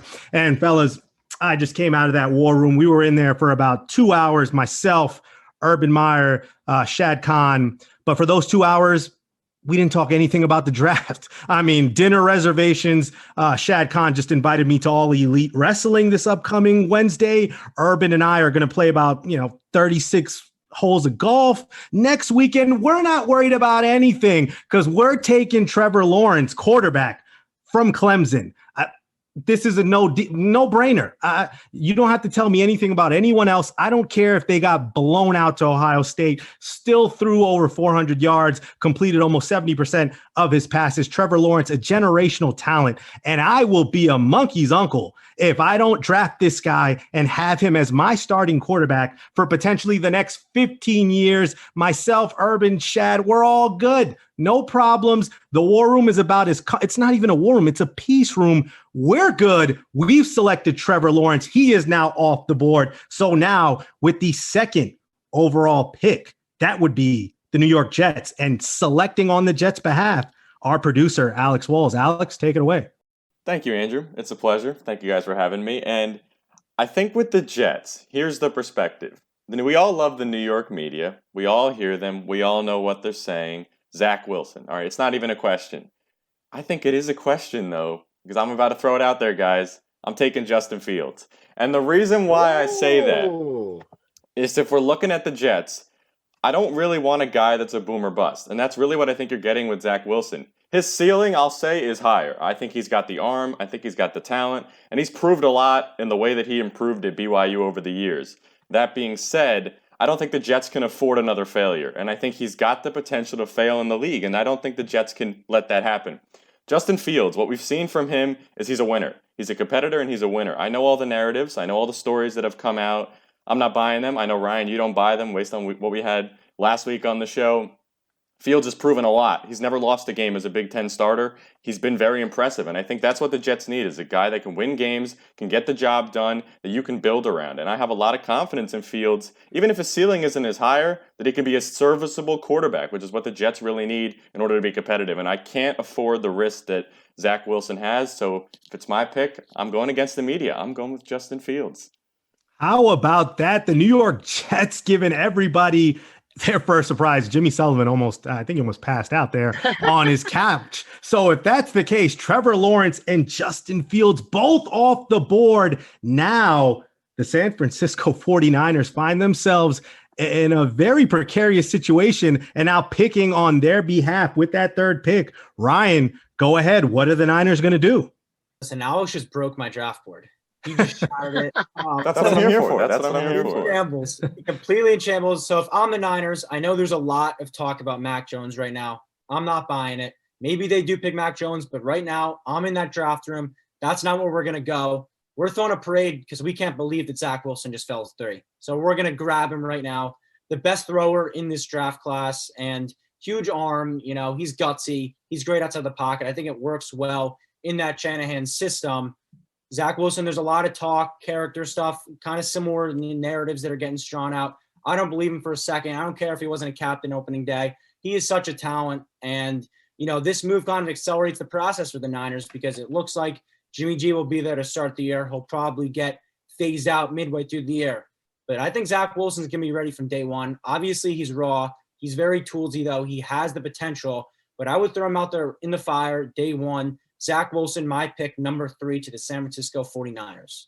How about that? Kyle Shanahan gets his guy. Zach Wilson drops to 3. Now we have Trevor Lawrence, Justin Fields, and Zach Wilson off the board. Now it comes to this very important 4th pick. The Atlanta Falcons hold this draft now moving forward in their hands, and picking for them, Jimmy Sullivan. Jimmy, where's ATL going? First of all, let me just say, as a Jets fan, I absolutely hate the way this is going. That being said, I've been thinking about it until literally this moment. This is where the draft starts. I said this before. I said it again. So this could potentially be the most dangerous 60 seconds of my career at this moment right now. I was torn between taking the quarterback or Kyle Pitts. Kyle Pitts is a generational talent at wide receiver. And I thought about it long and hard through this entire show. I didn't know what I was going to do. I wanted to see how this was going to shake out. But I've got the number 4 pick, and in Arthur Smith's scheme, I think Trey Lance makes a lot of sense. So I'm going to go with Trey Lance, quarterback out of North Dakota State. Not a lot of info on him from last year because he didn't play. But I like the play action stuff they run, the motion. I think it's an offense he could be successful in. I'm not saying he's going to play right away. I don't think he is. But it's a bit of a flip-flop for me. I was on NFL Friday a couple weeks ago. I said, you know, if I was in that spot, my gut would say Kyle Pitts. But you know what? Sometimes you kind of have to take the quarterback almost. It's a tough situation to be in. I don't necessarily feel great about it. But we're going to go with Trey Lance at number 4 from North Dakota State. 4 picks are in. 4 quarterbacks are off the board. Not the order that we had anticipated, but Trey Lance going to Atlanta at 4. And now the Cincinnati Bengals are just sitting pretty at 5 with their pick of the litter, Kyle Pitts, Penei Sewell. I am picking on behalf of Cincinnati. And let me tell you guys, I am just so incredibly... you guys are just going to have to give me one moment. Hello? Bill Belichick. What's going on, Bill? Oh, nothing. Are you seeing how this draft is playing out, my friend? Oh, God, Trey Lance going to 4. I get Kyle Pitts or Penei Sewell, whatever I want. I mean, yeah, how's the dog doing? Is he still in front of the laptop? Oh, yeah, of course. Great joke. The number 5th pick. Oh, who are you looking at? Oh, that kid Mac Jones at Alabama. Desperately need him, you say? Bill, I just don't know. I mean, I'm going to need something. If you're going to compensate me properly, maybe we can talk. 1st round pick this year, 2nd round pick this year, 1st round pick next year. Stephon Gilmore, who's unhappy. He wants to go elsewhere, the 2019 Defensive Player of the Year. Oh, Bill, you know what? I'm feeling good. This draft is so great. Quarterbacks going off the board. You know what? We'll find somebody at 14. You know, maybe Garashaw. It's an offensive lineman. Somebody will drop to us at 14. 2nd round pick. We get a stud we get a stud in Stephon Gilmore. All right, Bill, let's do it then. We'll give you that 5th pick. The Patriots have now traded up. They will take the 5th pick. And Bill, who are you taking? The Patriots have taken Mac Jones. They have traded up with Cincinnati, and they're going all in. Bill said it doesn't matter. Money's no option. Compensatory picks are no option. He's given me the farm. I'm taking it. We're trading down, and the Patriots have gone up to number 5, and they've taken Mac Jones from Alabama. There you go.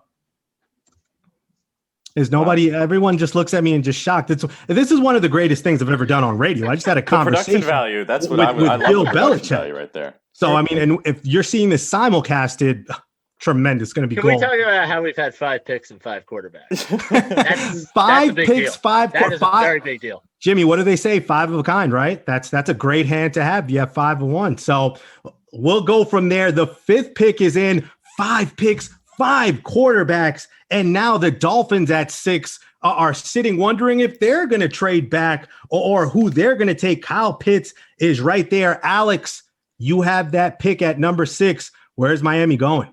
So there's a reason, I'll tell you, with Miami. There's a reason we've moved around. There's a reason we've gotten to the 6th spot is we've got our guy. Kyle Pitts is enticing. Leaving him on the table is enticing. I want a receiver. I want a receiver for Miami. And the reason I say that is because I think the defense is set. I mean, you look at what they did last year. They forced a lot of turnovers. They put the offense in great positions to score, but they didn't let Tua go, man. They didn't unleash him. And I think that's really what you need to do now. Co-offensive coordinators, I think you need weapons to play with. There's a lot of options here now that we took 5 quarterbacks. You said it. So I've got everything in front of me. I like Jamar Chase. I like Devontae Smith. I like Jalen Waddle the most. I know it's a bit of an early pick for Jalen Waddle, but in my own eyes, what I've seen from him, his explosiveness, his route running, the separation that he can get, and the darts that Tua can throw, I think that's just on the money right there. And you look at the Alabama connection, I think so many things there are working in Jalen Waddle's favor. With Devontae Parker, those 2 wideouts, I think you really got to give Tua the opportunity to do what he does best, and that's throw the football. And I think Miami, with a strong quarterback, a strong pair of receivers, I think you can have one of the best offenses in the league, and you can go after the Bills in the AFC East. I've said from the beginning, I think Miami can win this division if everything goes right, and I think the draft is where it starts, and Jalen Waddle's my guy. I know it's a little early to take him, but like we always talk about in the draft, you don't know how good you guys are going to be. If you've got your guy, I think you get him no matter where he is, and our guy's Jalen Waddle.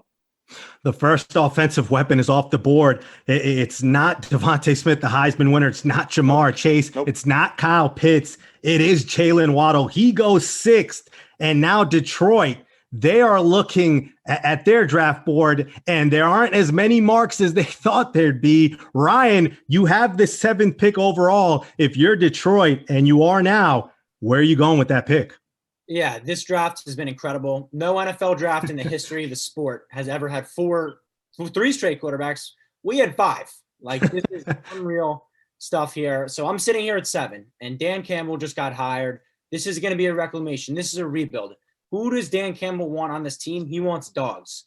So we're going to pick Micah Parsons, the linebacker out of Penn State. He sat out 2020, but in 2019, he was a superstar. He's a tackle machine, led the team in tackles as a freshman.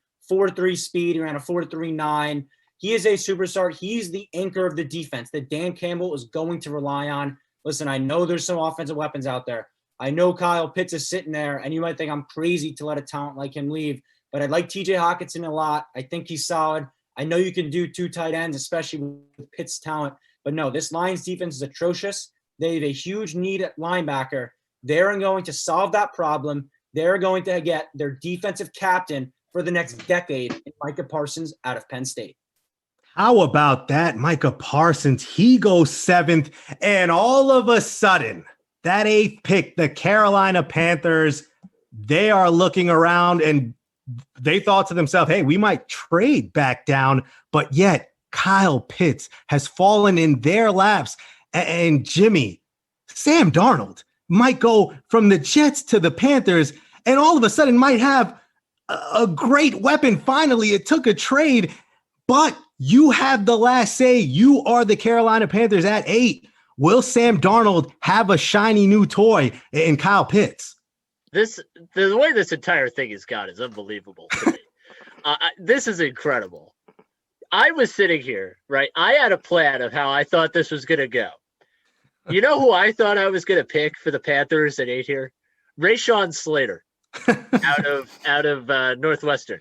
Yep. The offensive tackle might move to guard. Who knows? Because I thought there's no way that both Penei Sewell and Kyle Pitts are still going to be on the board. There's no chance. No chance.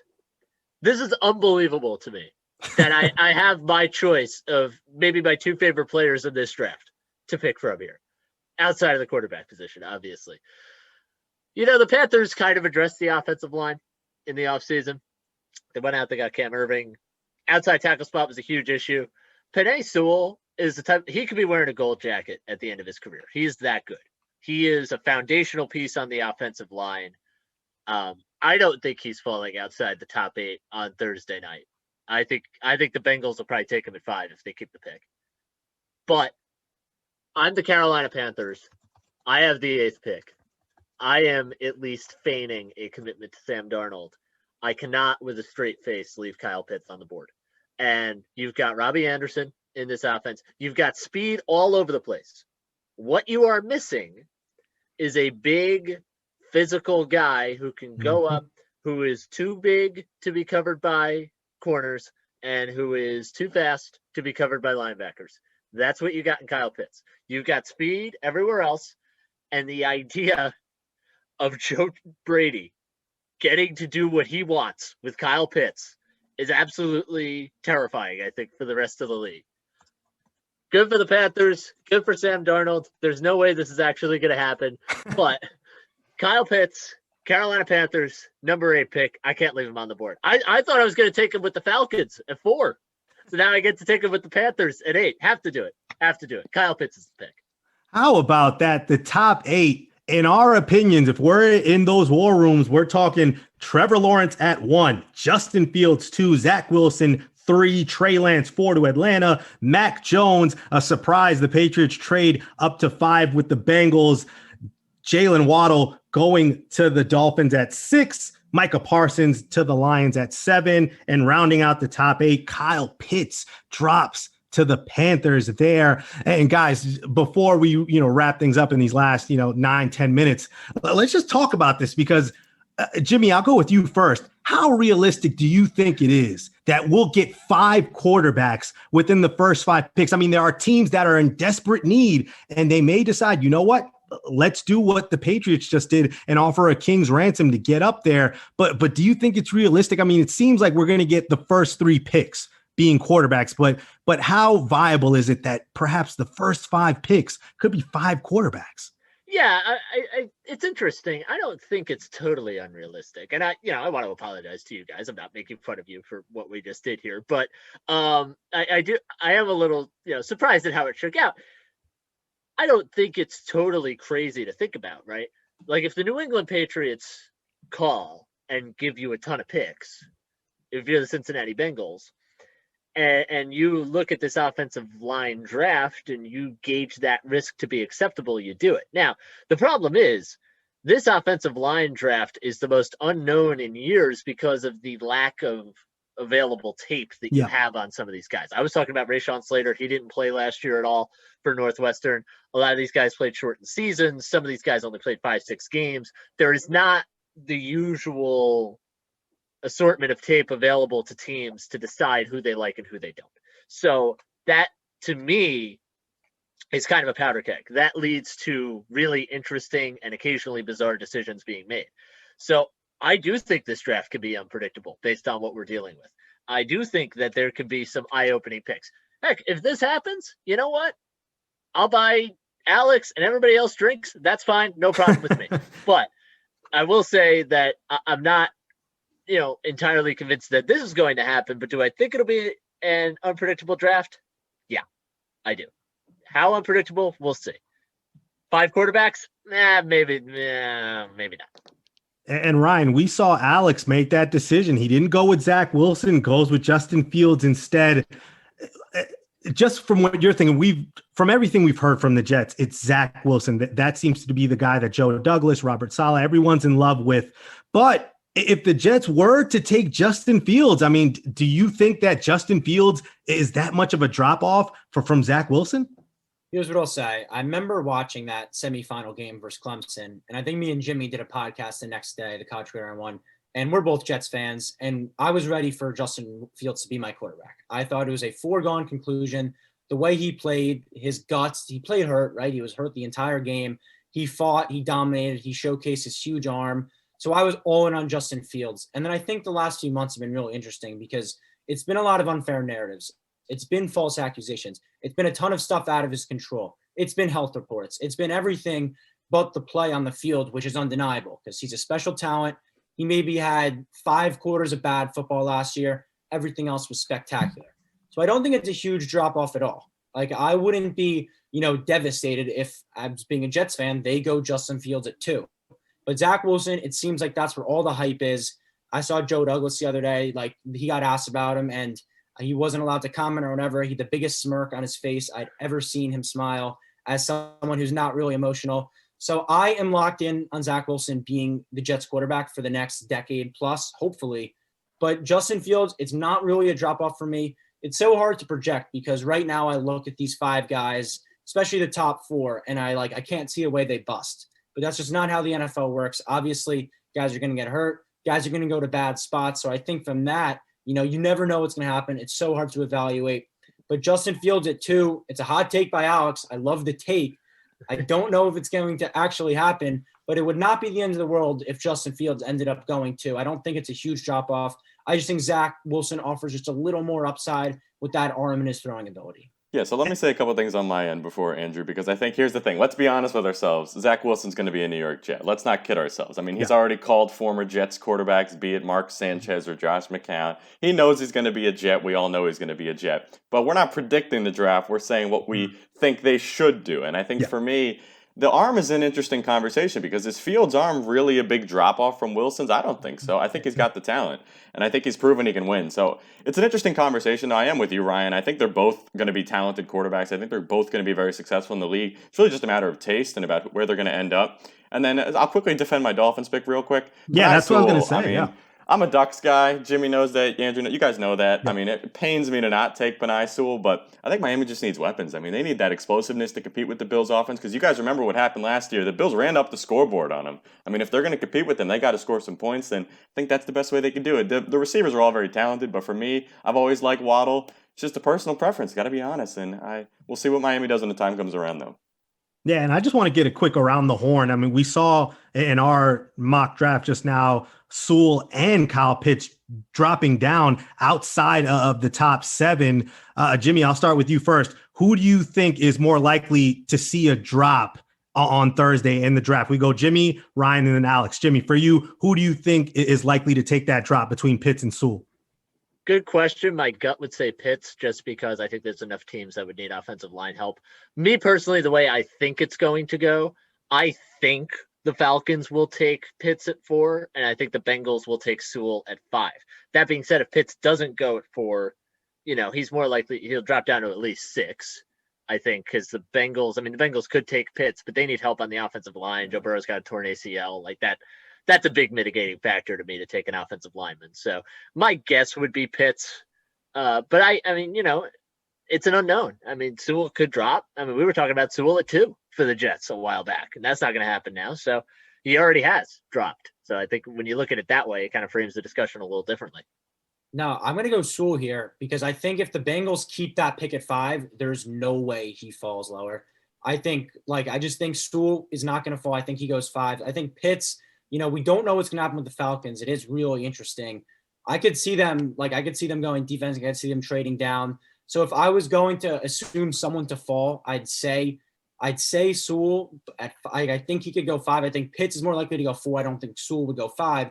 So realistically, I don't think either are going to fall, right? I'd be shocked if either of them gets to 8. I really would. But at the end of the day, I do think Pitts will probably be the Falcons pick at 4. I don't agree with it. As I said, I don't think they'll go quarterback, so I think Sewell. Yeah, I don't see a way Sewell falls out of the top 5. So I'm with Jimmy. I think he ends up with the Bengals. You got to protect Joe Burrow. You really do. And Sewell, I mean, the numbers just speak for themselves. He didn't allow a sack, a pressure, a rush. I mean, nothing even in between a rush in his final season. And he didn't play last year for Oregon, but when he was there, he was just incredible. One of the best players I've seen. And I expect nothing less, I should say, from him in the NFL and in a Bengals uniform. Yeah, I would say that Sewell maybe takes that job only because Jimmy made a great point earlier about this offensive line class and just not knowing the uncertainty, not knowing who's what. I mean, Sewell has everything you want, and he might be a Hall of Famer, but Kyle Pitts just seems, from everything we're seeing, maybe a once-in-a-generation type of talent, a guy who could be a hybrid tight end wide receiver. It's going to be hard to pass that up. I mean, 2 really great athletic specimens, so you can't go wrong either way, but it's going to be absolutely insane. The first 8 picks, the first round is going to be crazy with all the teams trying to come up come down. We'll figure it out April 29th on Thursday. Everybody, we will find out who's looking to take the next step forward and who maybe take steps back. You've seen our picks, but luckily we're not getting paid to do them, so you don't have to worry. These aren't set in stone. You will figure out the exact order on Thursday. But fellas, that will do it for this weekend's episode of One on One. Special thanks to both of our guests, Jeremy Cohen, contributor from Knicks Film School and the Strickland, and of course, Adriano Torres, social media coordinator for Major League Baseball and a sports writer at the AP. If you want to see any clips or highlights of this episode, of course, you can find them on WFUV.org, WFUVsports.org, and of course on social media on YouTube and Facebook Live. The sports director for WFUV is Bobby Shafardini. And of course, for Jimmy, for Ryan doing the headlines, and for Alex, our producer, as always, I'm Andrew Posadas telling everyone, enjoy the rest of your weekend. One on One is a production of WFUV Sports.